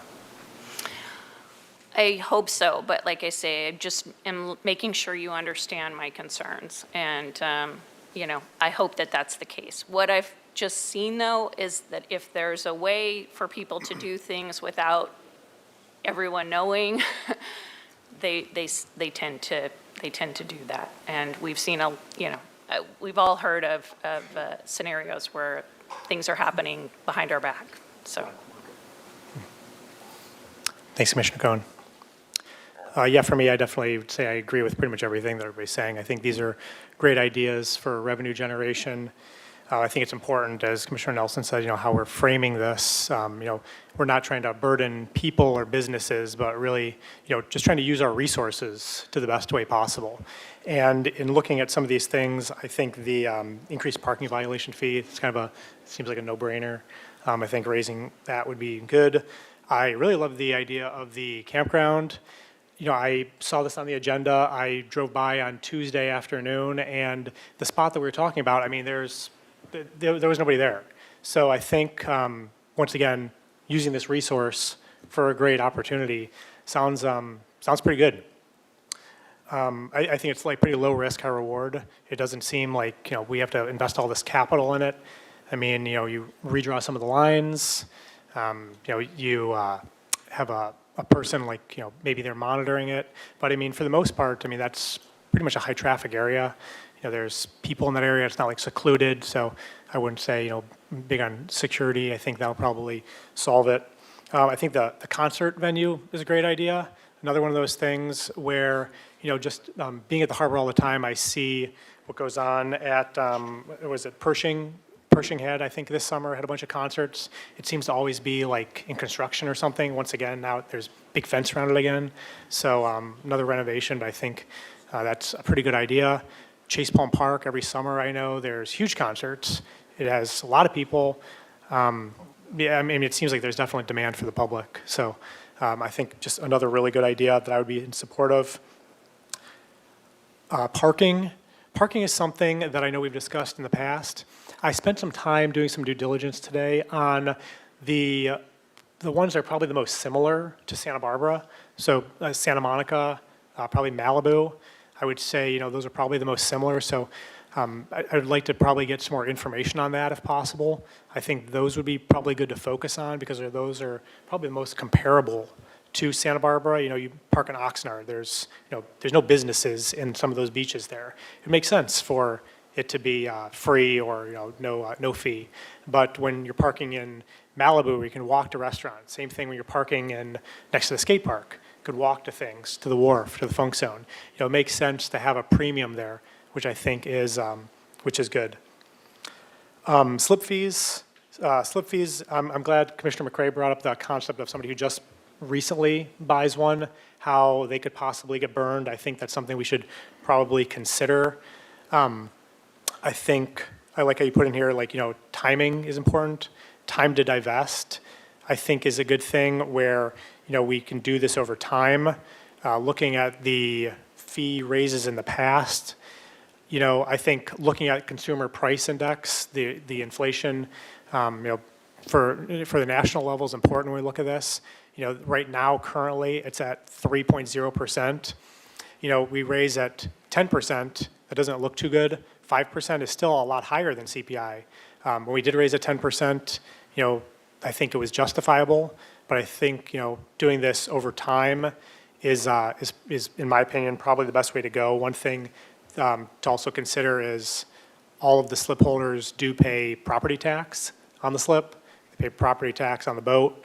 Another thing to consider, I know one of the commissioners said, there shouldn't be any market value increase in this stuff, which I agree with. I just think over time is probably, in my opinion, the best way to go, because I think the problem I think insurance requirements and non-transferability is kind of going to solve some of the issues we have currently. But I am in favor of the increases, but probably if I were to say the increase, I wouldn't do it super fast. I think over time is probably the most important. Other than that, the Tier 3 stuff, definitely in favor of. That's probably a discussion at a later time and, probably something we could look at during the priority setting. But overall, yeah, I think this was, in favor of all the points we raised. With that, Mr. Lopez, do we have any public comment on this item? There are no speaker slips submitted and no hands raised, Chair Stanwyck. Great, thank you. Any more discussion points? I know we kind of asked the waterfront a lot of questions, clarifying questions for the stuff. Any other discussion points, thoughts, or opinions on any of these items? I know we are going to kind of talk about this again in January and in budget. Commissioner Nelson. Did we answer all your questions? I mean, you were seeking information from us, and everybody participated and gave you their thoughts, but did we miss something that you were looking for tonight? This has been excellent. It's been really, really good, robust discussion. I've been typing almost the whole time, so you guys have, I appreciate you guys taking the time and looking at it all in advance and clearly coming here with a lot of input, so it's exactly what we were looking for. Great. Mr. Lopez, could you please just read the recommendation for this item for us? Yes, this is the recommendation for item 3, recommendation the Harbor Commission review potential revenue generating opportunities and identify top priorities for possible implementation. Great, thank you. Any more discussion or input? I feel like we've got a lot of good points. A motion is optional at this point. It would be in order at this time if we wanted to, or we can move on and revisit this in January based on the feedback that we were given tonight.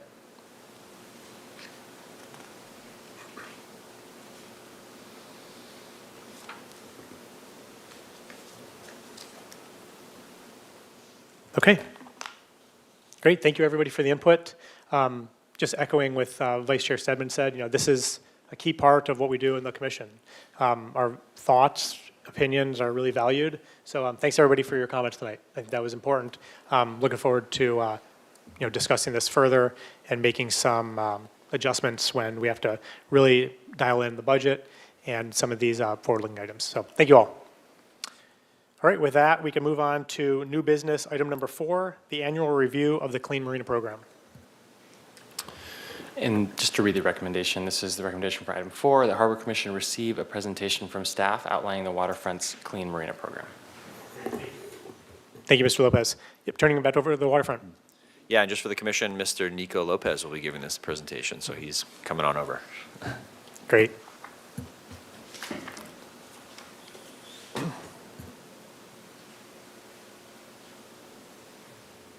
And just to preface it, Nico, in addition to all of his other duties, has essentially kind of taken on management of this Clean Marina Program in its entirety. So the Waterfront's super appreciative for that, A, the fact that he's really, really interested in it, and B, that he's really, really good at it. So I'm glad that he's presenting today. Chair Stanwyck, Vice Chair Stedman, members of the Harbor Commission, my name is Nico Lopez. I'm the Administrative Assistant here at the Waterfront Department. And tonight I will be providing for you the annual review of the Clean Marina Program. So the Clean Marina Program was created by the Waterfront Department and officially approved by the City Council in June of 2002. The goal of the program is to achieve and maintain best management practices and a clean harbor environment for people, aquatic life, and seabirds. And that goal has remained the same for the 23 years that the program has been in effect. Harbor Commission reviews the program's progress and effectiveness on an annual basis, and that is the purpose of the presentation tonight. So there are 6 elements that make up the Clean Marina program: facilities for boaters, water quality monitoring, best management practices, pollution prevention and abatement, education, and compliance and enforcement. Each of these elements represents multiple efforts by waterfront staff to achieve the overall goal of the Clean Marina program, and we're going to dive into each one of these. So up first, we have facilities for boaters. So the waterfront offers multiple different facilities for boaters to use free of charge, with the goal of keeping specific substances out of our harbor waters. So the first 2 we have here are our sewage and bilge pump outs.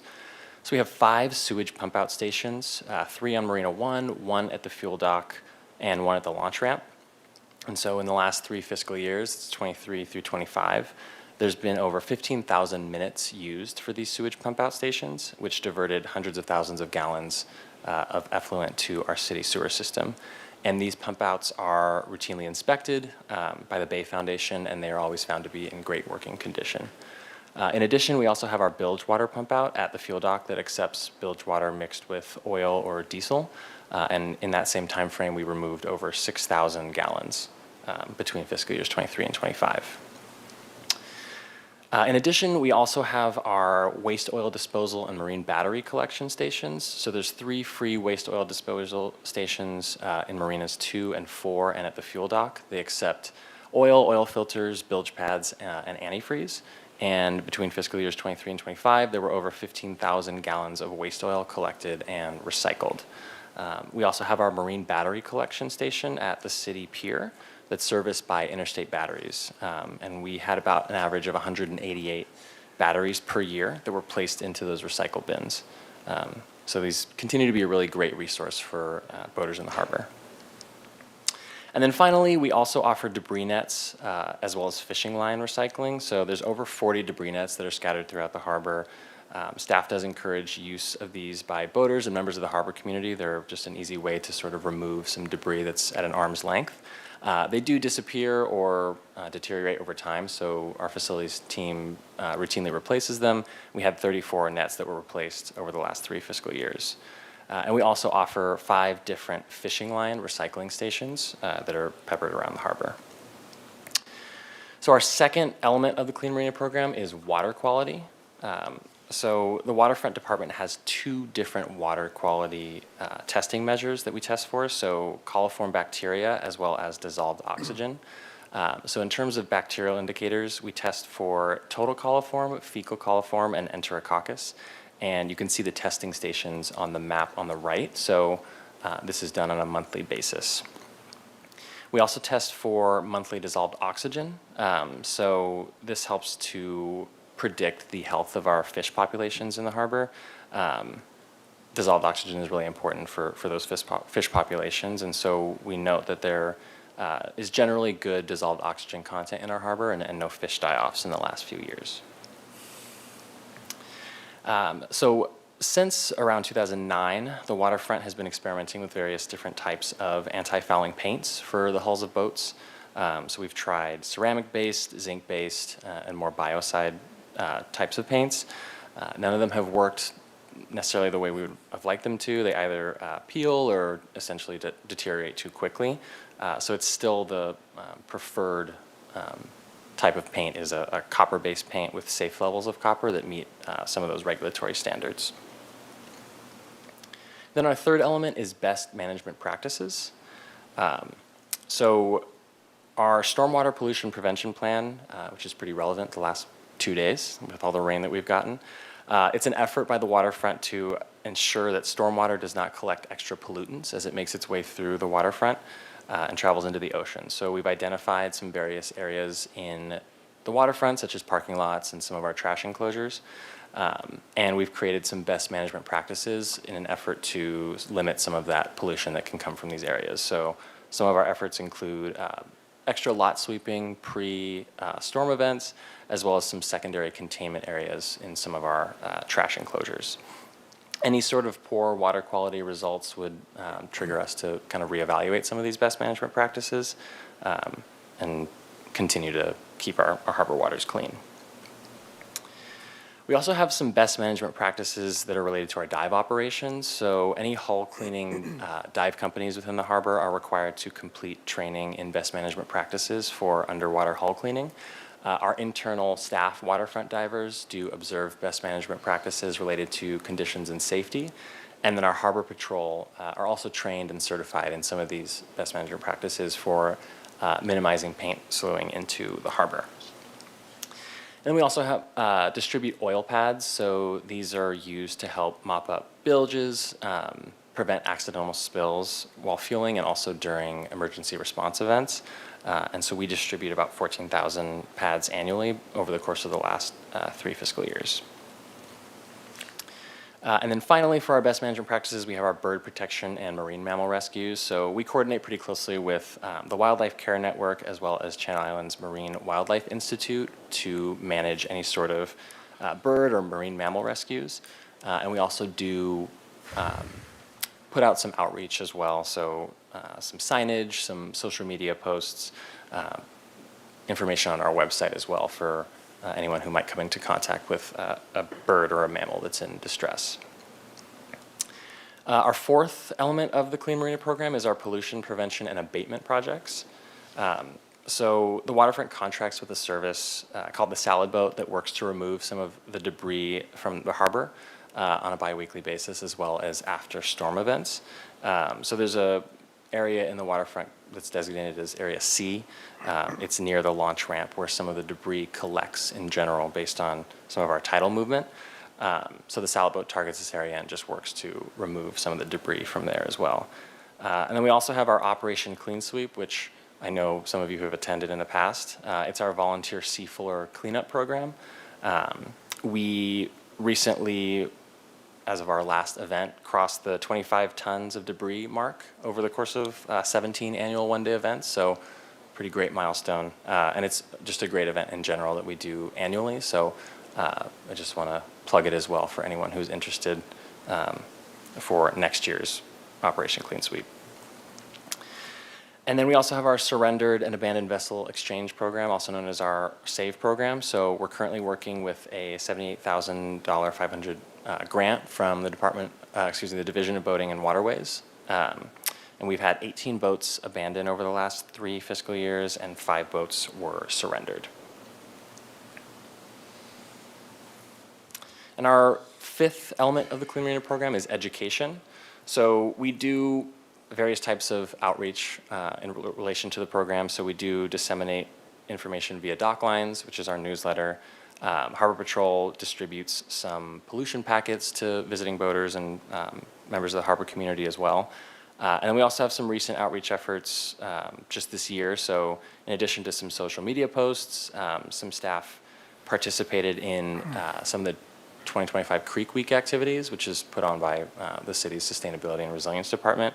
So we had a tabling event at the Brew House, which you can see there. Angela Rodriguez and myself were at the table. And then we also did some tabling at the Earth Day event at Alameda Park. We participated with some other city employees. And I just want to give another shout out again to our facilities team for creating that surfboard that you see there. It was made with epoxy and some debris found from around the harbor, and it's just a really cool piece. And finally, our last element of the program is our compliance and enforcement. So Harbor Patrol conducts inspections of boats using marine sanitation devices, also known as our DITABs. These are required for visiting boats, new slip permits, and live aboard permit assignments. And they allow the waterfront to determine if a boat is leaking any sort of hazardous material into the water. So between fiscal years 23 and 25, they conducted about 677 inspections. And then in addition, we also track our discharge violations through issued warning and citations. So we had 28 known discharge violations between the last 3 fiscal years, but a vast majority of those were warnings for smaller incidents, just small fuel or oil spills and paint chipping, things of that nature. And we have a really big emphasis on education as a means to mitigate these future incidents. And with that, we come to the conclusion. So the Clean Marina program continues to ensure that the harbor is a clean environment for people, aquatic life, and seabirds. And with that, I'm open to any questions. Great. Thanks for the presentation, Mr. Lopez. Appreciate all the work on that. Do we have any questions or comments from the commission? Commissioner Cohen. Yes, thank you for the presentation. It's great to see the work you're all doing. I'm just wondering if you have ever opportunities for volunteers to help out in this program? Chair Stanwyck, Commissioner, excuse me, Commissioner Cohen. Absolutely, yeah. So I mentioned the Operation Clean Sweep. That's a really great event. One I didn't mention is our 5th of July beach cleanup that happens every year. So we work with a couple local nonprofits to sort of help to clean up the beach area that is sometimes filled with some debris post the 4th of July celebration. So we set up 3 to 4 different tables from Ledbetter all the way down to East Beach. So that's also a really good volunteer opportunity, and that's an annual thing as well on the 5th. So yeah, just a lot of good volunteer opportunities. Thank you. Commissioner Nelson. Nico, this is great. This is a great job. It's a great program. Obviously, we can do it well. I mean, the Waterfront Department does it well. And now I'm thinking that I didn't say something during the revenue generating operation because you're also involved in grant preparation. Some organizations that I know live and die by grants, and it can be a pretty fertile source of revenues without actually having to raise fees to achieve them. Have we ever looked at this program as something that obviously the Waterfront Department can do well, and to see, for example, if EPA, we may never get another federal grant, I recognize that, but have we ever done an analysis to see if there are programs that we could build on this program to actually achieve, a grant for it?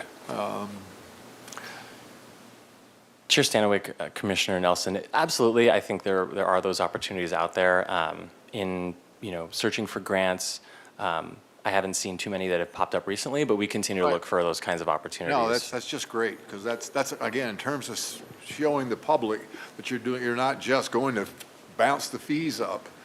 You're looking at what opportunities may exist from various grant programs. So anyway, great job, good presentation. One thing to add to that is we have chased down some grants for this program. So this program's like financially very low cost. We do receive a grant for our oil disposal. So we receive $10,000 or $15,000 to help cover that cost. And so a lot of it is covered with sort of like external, either volunteer or some of these costs. So it is a pretty low cost program. Commissioner McCray. I must say that I make this comment every year when we have this presentation.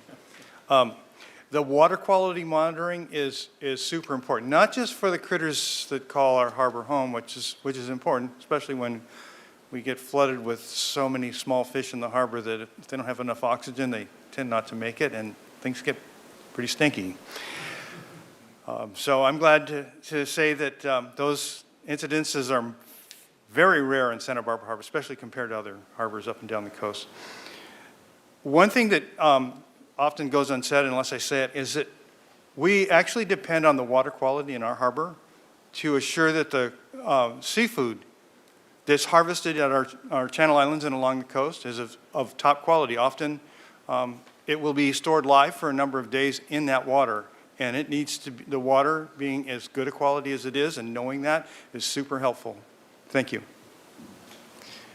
Chair Stanwyck, Commissioner Cray, also just a note on that. Our dissolved oxygen results are posted every month on our website as well. So that's something that can be accessible to the public if they want to go. It's listed on our website, that report. Thanks for that.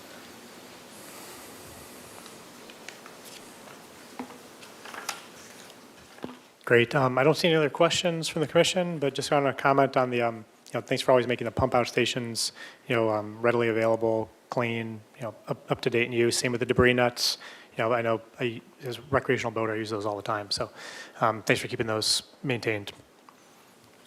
All right, with that, I don't see any further questions. Thank you, Mr. Lopez, for the presentation. Okay, moving on to the department updates. Item number 5, the business services report. Turn it over to the waterfront.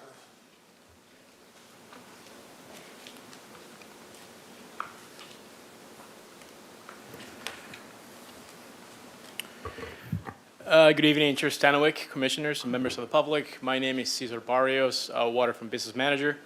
And today, for my business services report, I have a brief presentation updating you on our upcoming holiday events, including the delivery of the Stearns Wharf holiday tree. And also, I will be presenting and provide a brief update on the 2026 Waterfront Parking Permit. And with that, I'll move on to my report on the Stearns Wharf holiday tree. So for the 16th consecutive year, the Waterfront Department has been working with the Stearns Wharf Business Association to bring a 25-foot white fir holiday tree to the shoreward finger of the Stearns Wharf. That's the location you see right here, which is adjacent to the Sea Center. The tree will be delivered on Monday, December 1st. And the Waterfront Department's Facilities Division will be in charge of installation, lighting, and also all the decorations. They do a fantastic job every year, including building of that base that you see in this photograph. It is an annual tradition for the Wharf Association to pay for the tree. So on behalf of the community, we extend our gratitude to them for their generous contribution to this iconic feature here on the wharf. The tree will be on display into the first week of January 2026, and we invite the community to come down and take a look. It's got a very unique location where you have the backdrop of the city as well as the ocean. It makes fantastic photographs. Then along those lines, so the official holiday tree lighting ceremony will take place on Friday, December 5th. From 4 p.m. to 6 p.m., but the actual tree lighting ceremony itself will take place at 5 p.m., where Mayor Randy Rouse will do the countdown to lighting up the tree as the Wharf Business Association kicks off the waterfront holiday facilities for this season, which will have as you see right here in this photograph, the Dos Pueblos High School Choir, followed by a live DJ. There'll be free admissions to the Sea Center. There'll be some flamenco dancers at one of the restaurants, and there'll be special deals for the public on food and drink items. So we're inviting the general public to come down on this day. So one thing is different, that in the past, we've had this ceremony right before the Parade of Lights. So meeting with the association, collectively, we determined to have it as a standalone event, which can primarily focus on this tree and then having events surrounding this ceremony. Like I said, there'll be a DJ. I believe Kate Light will be on the air live as the event takes place. There'll be hot chocolate and goodies that the Merchants Association has or is providing. And with that, I want to give a big thanks to the Wharf Business Association President, Rebecca Buell, for coordinating all this, as she's taking the lead, working with primarily with other merchants, and she's pretty well connected with Business Santa Barbara, so she's facilitating a lot of these activities. So big thanks to that group. All right, then moving on. So on Sunday, December the 14th, boats will be decorated to the theme of Candy Cane Cove, which is the theme of this year's Parade of Lights, and it'll be our 39th annual event. And this photo right here is the official logo for the year, and then I have some photos right next to it from last year's event. Activities will begin at 3 p.m. with Santa's Village on the city pier, with Santa and Mrs. Claus will greet visitors, giving out goodie bags. Also, as known as Winter Wonderland, we'll have a 10-ton snowfield for everyone to enjoy and get a little taste of winter. Again, this will take place on the city pier located in the Santa Barbara Harbor. In a simple term, right across Brophy Brothers, the fuel dock where the cutter Blackfin is docked. I like to qualify this because a lot of times the public gets confused with Stearns Wharf, so folks will show up at the wharf saying that we mentioned the pier. So it is happening in the harbor. But then at 5:30, followed by a 5-minute fireworks show. I'm sorry, the boat parade will take place at 5:30. And then around 7 p.m., there will be a 5-minute fireworks show. And following the fireworks, all the boaters will dock. They'll head over to Gracie Restaurant, formerly known as a Breakwater Restaurant, where we're going to hold the awards ceremony for that evening. And the best locations to view the parade is at Stearns Wharf, and also West Beach. And a very unique location is the breakwater. So if folks arrive early when the parade starts leaving the harbor, the first round, they exit the harbor and they veer right towards the yacht club. So if you're at the breakwater, you can get a very good view of all the boats. All right, moving on. The 2026 annual waterfront parking permits go on sale on Thursday, December 1st. So we're just less than 2 weeks away. And the artwork design features a great white shark, which was selected by the public through a social media survey that our parking division, along with our administrative office, had through social media platforms. It's worth noting that the shark was not part of the designs that we offered. People had the opportunity to write in an option. So we got 20%, as a sea lion was 20% of the selections, and the shark came in at 22% majority. So, and then our parking supervisor, Nicole Tellis, and our graphic designer with the city came up with this design. The permits will, so they go on sale December 1st, and they are valid from the date of purchase. Still a very good deal. They're not going up in price this year. And if you don't have a parking permit now, you buy the permit on December 1st, you get 13 months of parking. And I can't emphasize enough what a great deal this is, considering the cost of these permits as far as market goes. So both general and slip permittee permits cost $145. They can be purchased online. If you want to buy your general permit, I recommend buying them online. You can have the permit mailed to your home or office, or you can pick it up in person on will call. If you're a slip permittee, you'll have to do it in person this year, but we're looking at next calendar year 27 that will completely automate the process and have it all done online for both permittees and generals. And that concludes my presentation. I'll be happy to answer any questions or any of these events, parking permits, or such. Thanks. Great. Thanks, Mr. Barrios, for the presentation. Any questions or comments from the commission? Oh, Commissioner Stedman. Are you going to have any other promotional items related to the great white shark? Like hats or T-shirts or anything like that? You know, we talked about it, Commissioner Stedman, and also want to make a note, this is our last Waterfront sticker. Right. So for those that don't know, yeah, this is going to be our last sticker. We've had this since the parking division's inception, the parking program inception back in the 80s. So yeah, we've floated that idea, and we may actually do something. It's been really popular. We haven't put out the posters yet, but I imagine we'll have a lot of good feedback once the posters are released. Yeah. Commissioner Nelson? Have you ever given any thought to having the Harbor Commission Holiday Choir?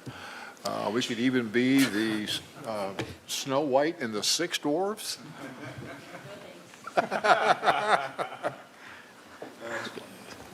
Something we'll have to consider.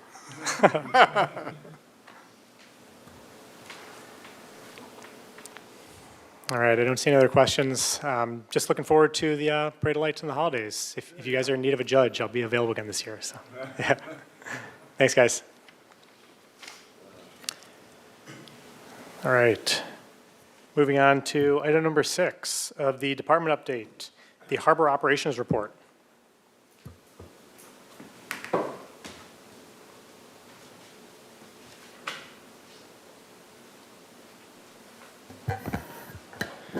Good evening, Chair Stanwyck, Harbor Commissioners, members of the public.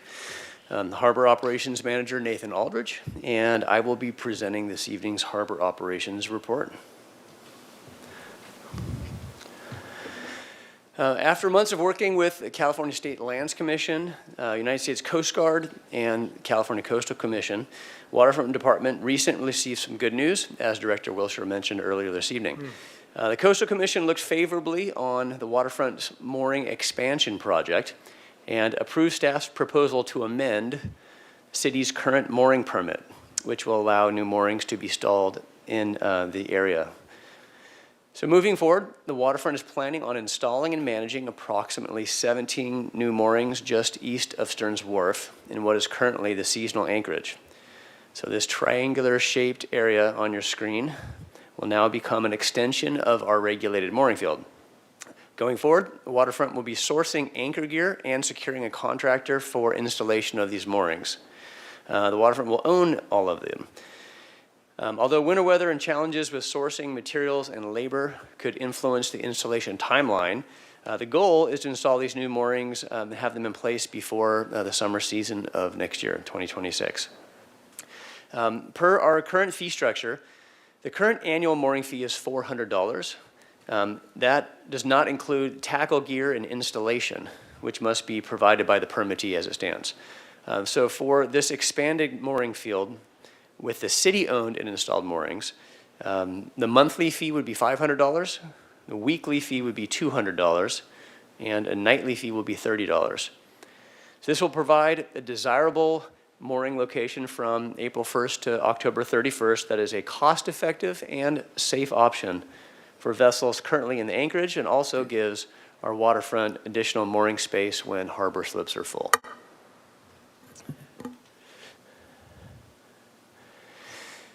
And a reminder to all boaters that as of January 1st of 2026, vessel insurance will be required to berth, moor, or anchor any vessel in the harbor district. This includes vessels within the harbor, as well as the anchorage and the mooring areas. The policy will not apply to launched vessels, human-powered watercraft, or skiffs less than 15 feet in length. Under the requirements, vessel insurance policies must include basic liability coverage with a minimum policy limit of $300,000. The waterfront has broadly messaged this requirement to all slip permittees and community through Blackboard Connect messages, monthly billing messaging, and in mailed letters. Boaters have been providing proof of insurance since then, and administrative staff has been collecting and organizing all proofs of documentation. Staff will be sending out additional reminder as the date approaches. A reminder that boaters can submit their proof of insurance by email to vesselinsurance@santabarbaraca.gov or in person at the Waterfront Department office during regular business hours.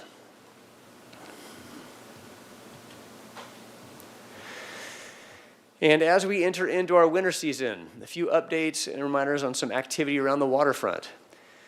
All permitted vessels on Cat Beach, as we call it, Catamaran Beach, which is just west of the maintenance yard on Ledbetter Beach, were removed in preparation for this upcoming winter season, storm, swell, and high tide events. This week, if you've been out there walking around, you'll see that the protective sand berms are being constructed on Ledbetter and East Beach near Mission Creek. Additionally, the seasonal swim buoys off Ledbetter, West Beach, and East Beach are being removed as well. If these are left in place throughout the winter, these seasonal buoys get lost or washed ashore in winter storms, leading to occasional navigational hazards and repair or replacement cost. So it does come up on the public request that these buoys can stay in place year-round. We've had numerous lost buoys in the past, and it prevents it from being practical or cost-effective to leave them in place during the winter. And also, for a brief dredging update, Harbor Patrol continues to monitor the depth of the main channel. Although we had some shoaling from the sand spit area, it continues to grow. There's still adequate depth in the middle channel for safe navigation.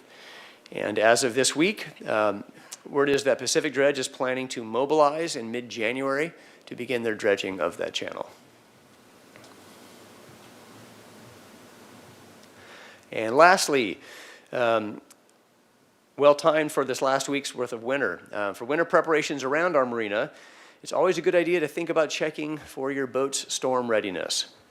It's a good idea to monitor weather reports and visit your boat before the next storm. If you can't check on your boat, find a responsible person who can. Visually inspect for chafing or wear or trip hazards. Tie your line securely to the cleats and the pilings. Consider some chafing gear or doubling up lines. Don't store skiffs or any other items on the dock that can get blown off during high winds. A good reminder to test bilge pumps to ensure they're operational. Ensure all float switches are properly functioning and active and aren't hindered by debris. Be sure your limber holes are clear. Check seacocks and your propeller rudder shafts. Have an adequate number of appropriate size fenders. Store tightly secure sails and your gear on deck. And close and secure all hatches or windows. For assistance or to report any problems around the marina, you contact Harbor Patrol at our office or on VHF Channel 12 or for emergencies on Channel 16. And on your screen here is an image of a vessel in recent years that had clogged limber holes. Harbor Patrol officers were able to save this boat and dewatered approximately 1,000 gallons of water off that boat, saving a possible catastrophic total vessel capsizing and or sinking in the slip. And now I will be happy to turn it back over to the commission with any questions. Great, thank you for the presentation, Mr. Aldridge. Questions from the commission? Commissioner Anderson. Thank you for the presentation. Could you go back to the first slide with the mooring field? I've just got a general question to make me a little bit smarter. When you're looking at the depths listed there, like the 10 feet, 20 foot, 30 foot, when are those taken? Is that low tide? Is that a particular season they take it at? Is it the lowest possible reading they get? Where do they get when do they take those?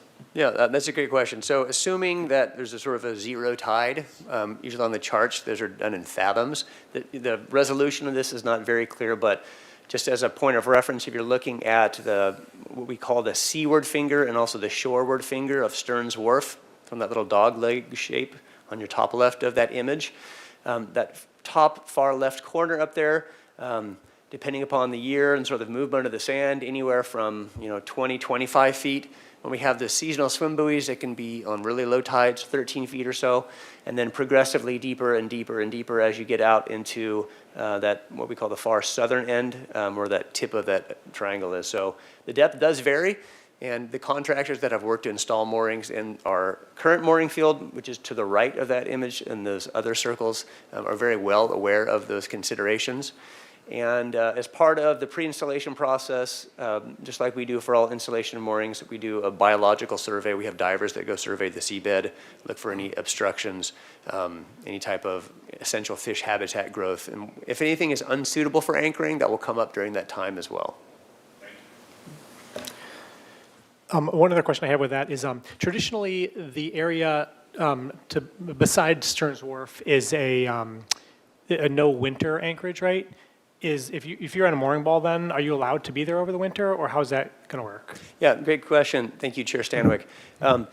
As it stands, the amendment of the permit currently, the program will launch for those what I call the fair weather months. So it will be from April to October 31st.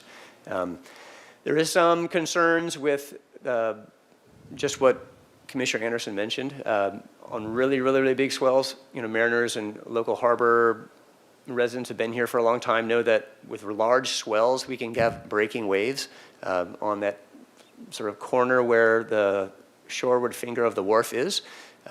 It's rare, but it does happen. So the last thing we want to do is to put a vessel in an area where there would be any type of danger from a sea state.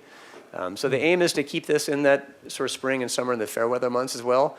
Knowing that also we do have some flexibility within our anchorage, with storm forecasting these days, Harbor Patrol does an excellent job of notifying anybody out, even just in the the seasonal anchorage currently or the year-round anchorage of an upcoming weather system, encouraging people to come into the harbor, seek safe refuge. We can accommodate them as well too. So safety is always a concern, but the intention of having that seasonal area over here, I know that Commissioner McCray mentioned this has been a sort of safe water haven for many, many, many years.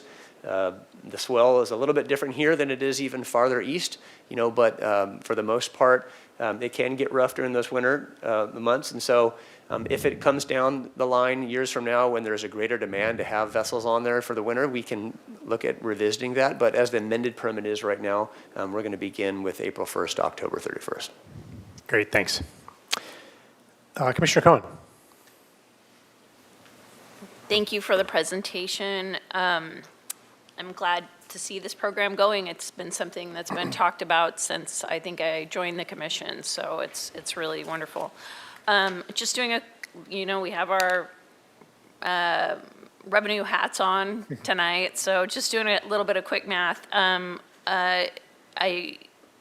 If it's open from April to October and the monthly rate is $500, then that would be $3,500 for like a whole season if somebody wanted to stay there.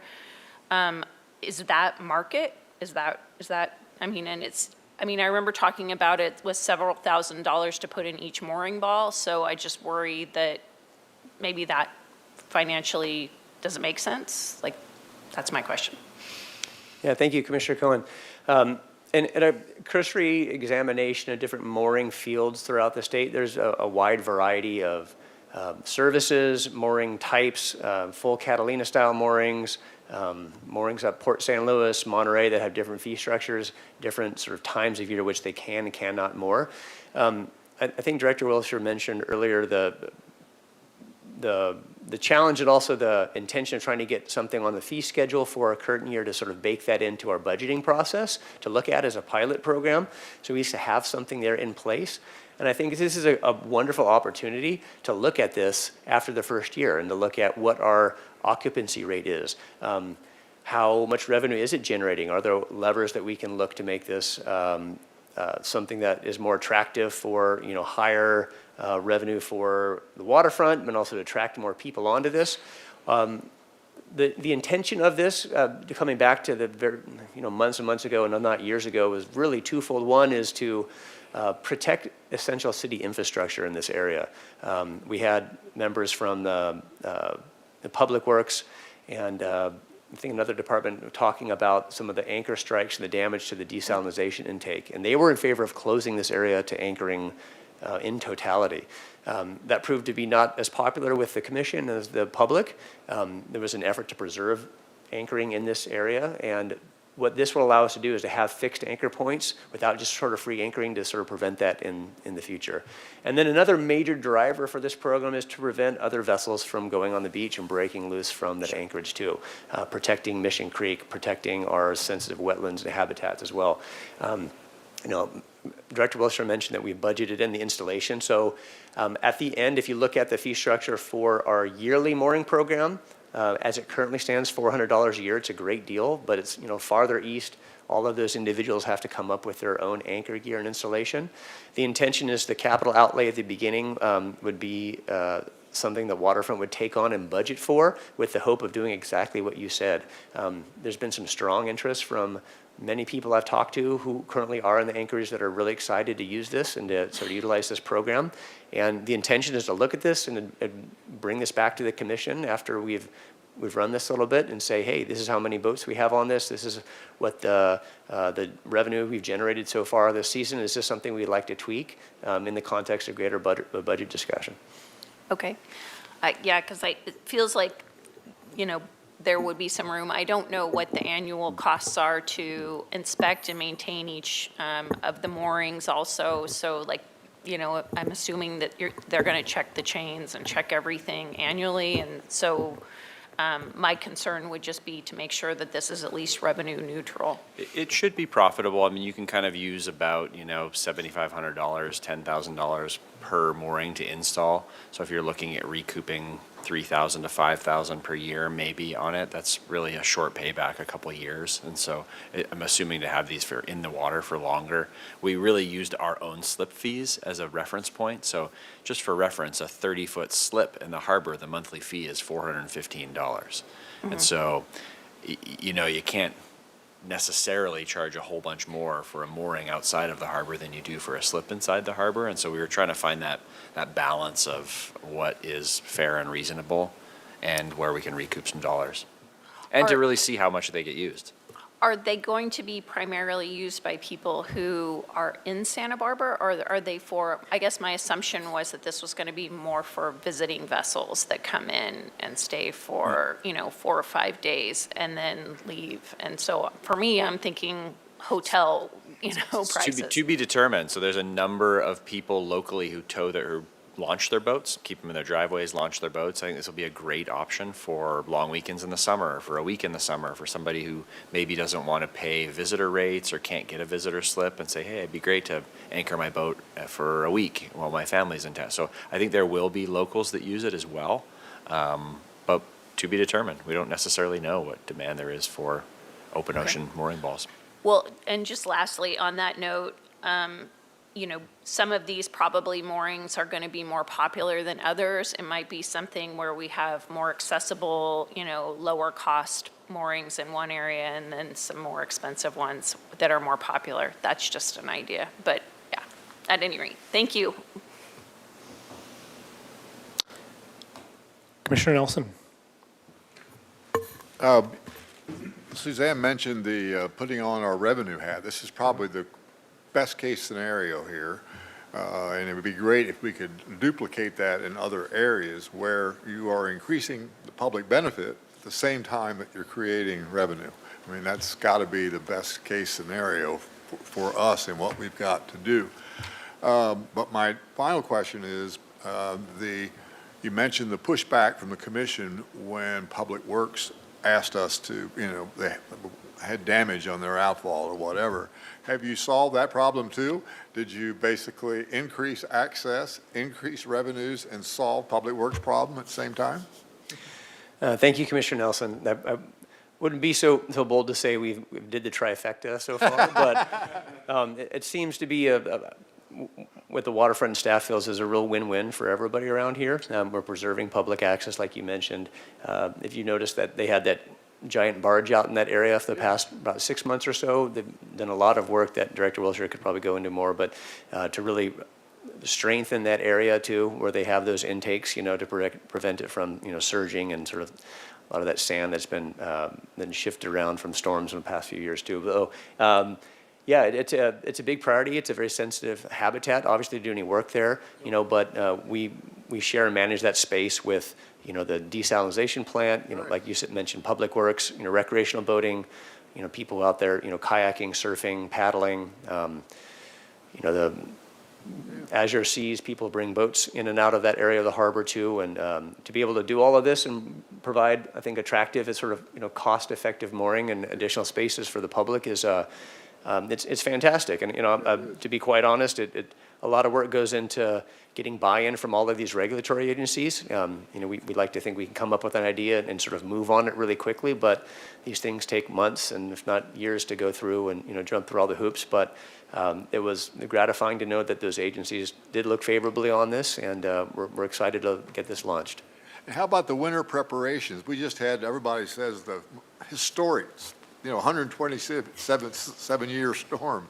How did our winter preparations go? I mean, did we weather it well? I mean, so far? Yeah, we did great. Commissioner Cohen was asking that before the meeting. Waterfront does well with the rain. Yeah. It's really the wind and the swell and the tides that are our enemies. So this storm dropped a lot of rain, but there was almost no wind. Right. And no swell. And so very little flooding. Harbor Patrol dewatered, dozens of boats, but none sank. And so out of 1,200 for all those bilge pumps to work, for everybody's boat to, and us to be on it, it's a really self-policed area too. So people look out for that. Whoever's at the harbor, they'll call us. They'll let us know, hey, this boat's sitting low. And so Harbor Patrol managed it really, really well. Commissioner McCray? Yeah, I have a trio of questions. Two on the mooring field. First of all, I notice that it appears, let me back up. I want to ask a different question, a different question first. Has there been any consideration of holding some of these mooring spots aside for visiting vessels rather than letting them all go to month to month? Yeah, Chair Sandwick, Commissioner McCray, another excellent question, and the short answer is yes.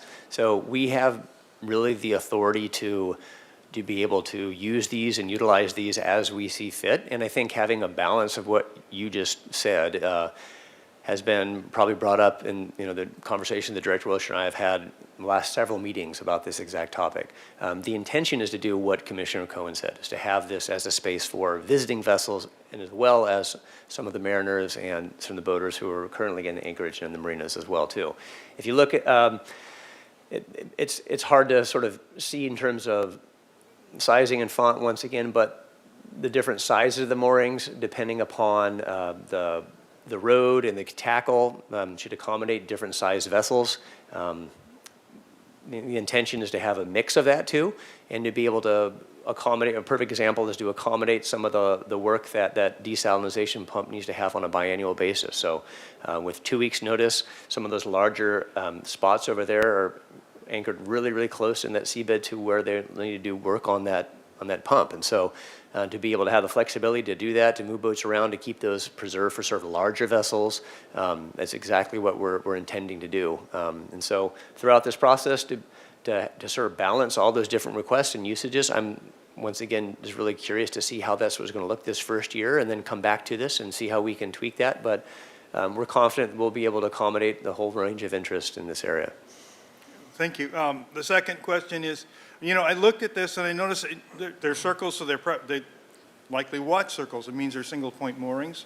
That is correct. Is there any thought to, considering doing the double point moorings and accommodating many more vessels in the same water space?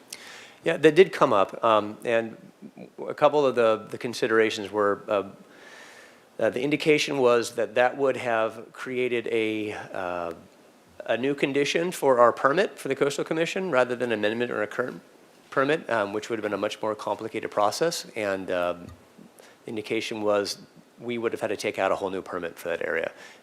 So that would have been a big headwind, number one. And two, just sort of costing in terms of installation. Two-part mooring system is more expensive, obviously, just in terms of materials than what we'd have now. It has some obvious benefits for reasons you probably do know, but comparing just using Catalina as an example, they sort of have a almost concierge system where they have harbor patrol officers who mainly kind of patrol around, help people follow them to the moorings, help them tie up, the bow and that stern, hours and hours and hours a day, meeting those boats out there on the water and doing that. And we don't really have the staffing to be able to provide that service at the time. So staff felt like having the extension of that mooring field, what we do in that current space, is probably the most economical and the easiest way in terms of permitting to do this. But yeah, that definitely was a consideration for the reasons you probably do know. This is a great first step. Yeah, awesome. And then third and most difficult question of all has to do with vessel insurance. What is the outer boundary of that requirement? Yeah, this comes up a few times, I think, this last year about what the sort of harbor district is. And I don't have a map to pull up right now, but city waters, generally roughly from, Hendry sort of county line all the way to sort of county line on the east, sort of the cemetery or Butterfly Beach, and then a couple miles out. I don't know the depth of what the southernmost boundary of the city limits are, but it far exceeds most anchoring, that a boat would continue. So any vessel moored, anchored, or berthed in the harbor district would be covered by that, with the exceptions of launched vessels, human-powered vessels, skiffs less than 15 feet. And vessels that come in from sea? Correct. If they're seeking a berth overnight, if they want to anchor, they would be asked to provide vessel insurance. And so I think we had this discussion about the harbor district, and it appeared to actually go all the way out to the edge of state waters at 3 miles. That's correct. But once again, the question, is it practical to anchor 3 miles out? You know, I haven't seen it in my time. And, you know, once again, I think the language in the vessel insurance requirement is, you know, the waterfront director or his or her designee, you know, may request to see this. And so in that off situation, we have a squid boat that, you know, anchors 2 miles offshore on the south. Realistically, are we going to go out and ask to see vessel insurance if they're there for 6 hours overnight? You know, probably not. You know, but the intention of this is to cover all the boats that are in the harbor, in the marinas, in the mooring field, and in the anchorage area. So with those answers to the question, thank you for that. This is a difficult subject because there's all kinds of anchoring for different purposes than, you know, just anchoring for the night. For example, fishing boats anchor within that 3 mile line all the time. I think it would be a good idea to, at some point in the not too distant future, consider drafting a point-to-point line, which is your demarcation for that insurance, so it is clear where it would be enforced and where it wouldn't. Having it as a tool in the pocket for enforcement, I don't think it's good public policy to have rules that you intend to enforce variably. It's much better to have a nice clear line so people don't feel like they're being picked on. Oh, you didn't like the set of my sail, so now you're hitting on me for this insurance requirement. The other guy down the road didn't get hit up for it. You just don't like the way I look. That kind of thing, that's what makes bad public policy. So I think considering a solid demarcation line where you can say, well, if you're inside these lines, you've got to have that insurance would be a good idea. Thank you. Yeah. Thank you, Mr. Commissioner. Thank you for that. Commissioner Cohen. Just a quick question. I know you said that the new mooring field would be open from April until October.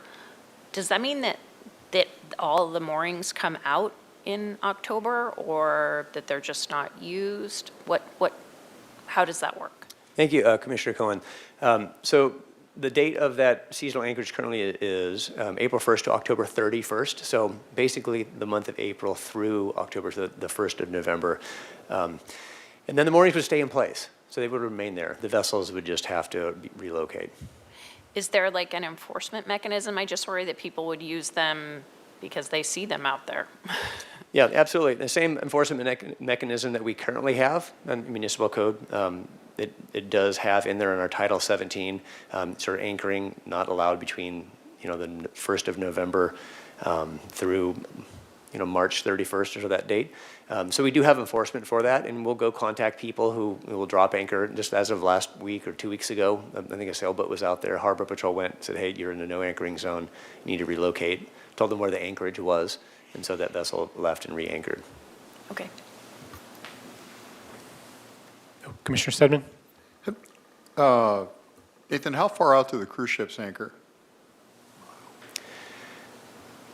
The anchor, About a mile, 1 mile?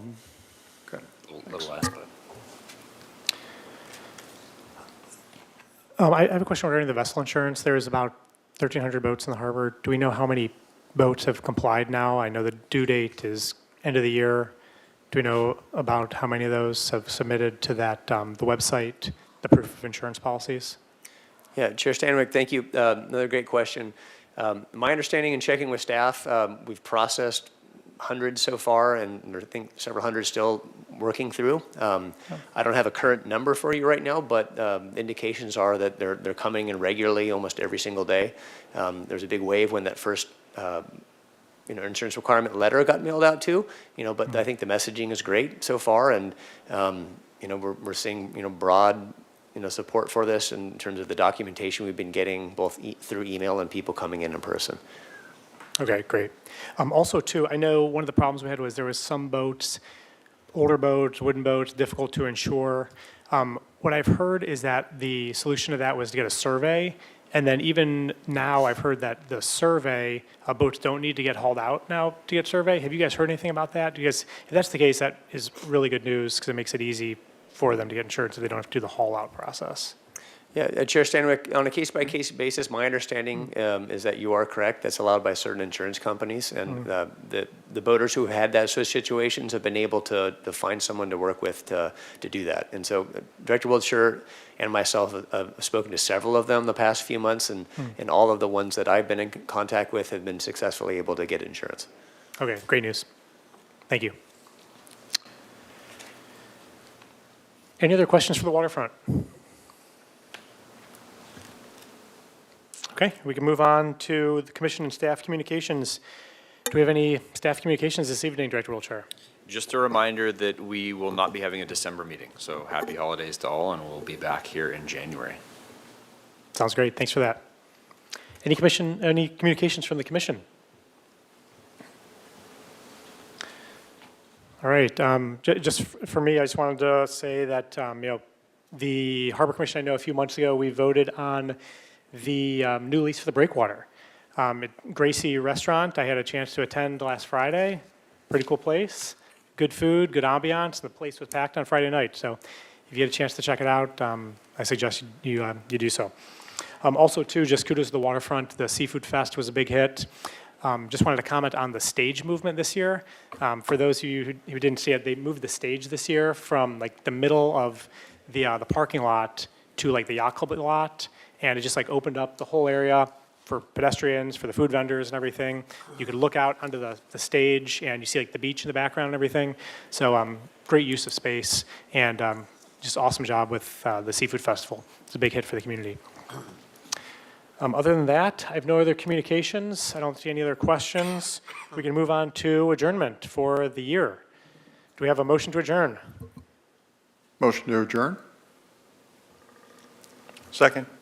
We have a motion to adjourn and a second. All in favor? Aye. Any opposed? Any abstentions? Meeting adjourned. Thank you all. See you 2026.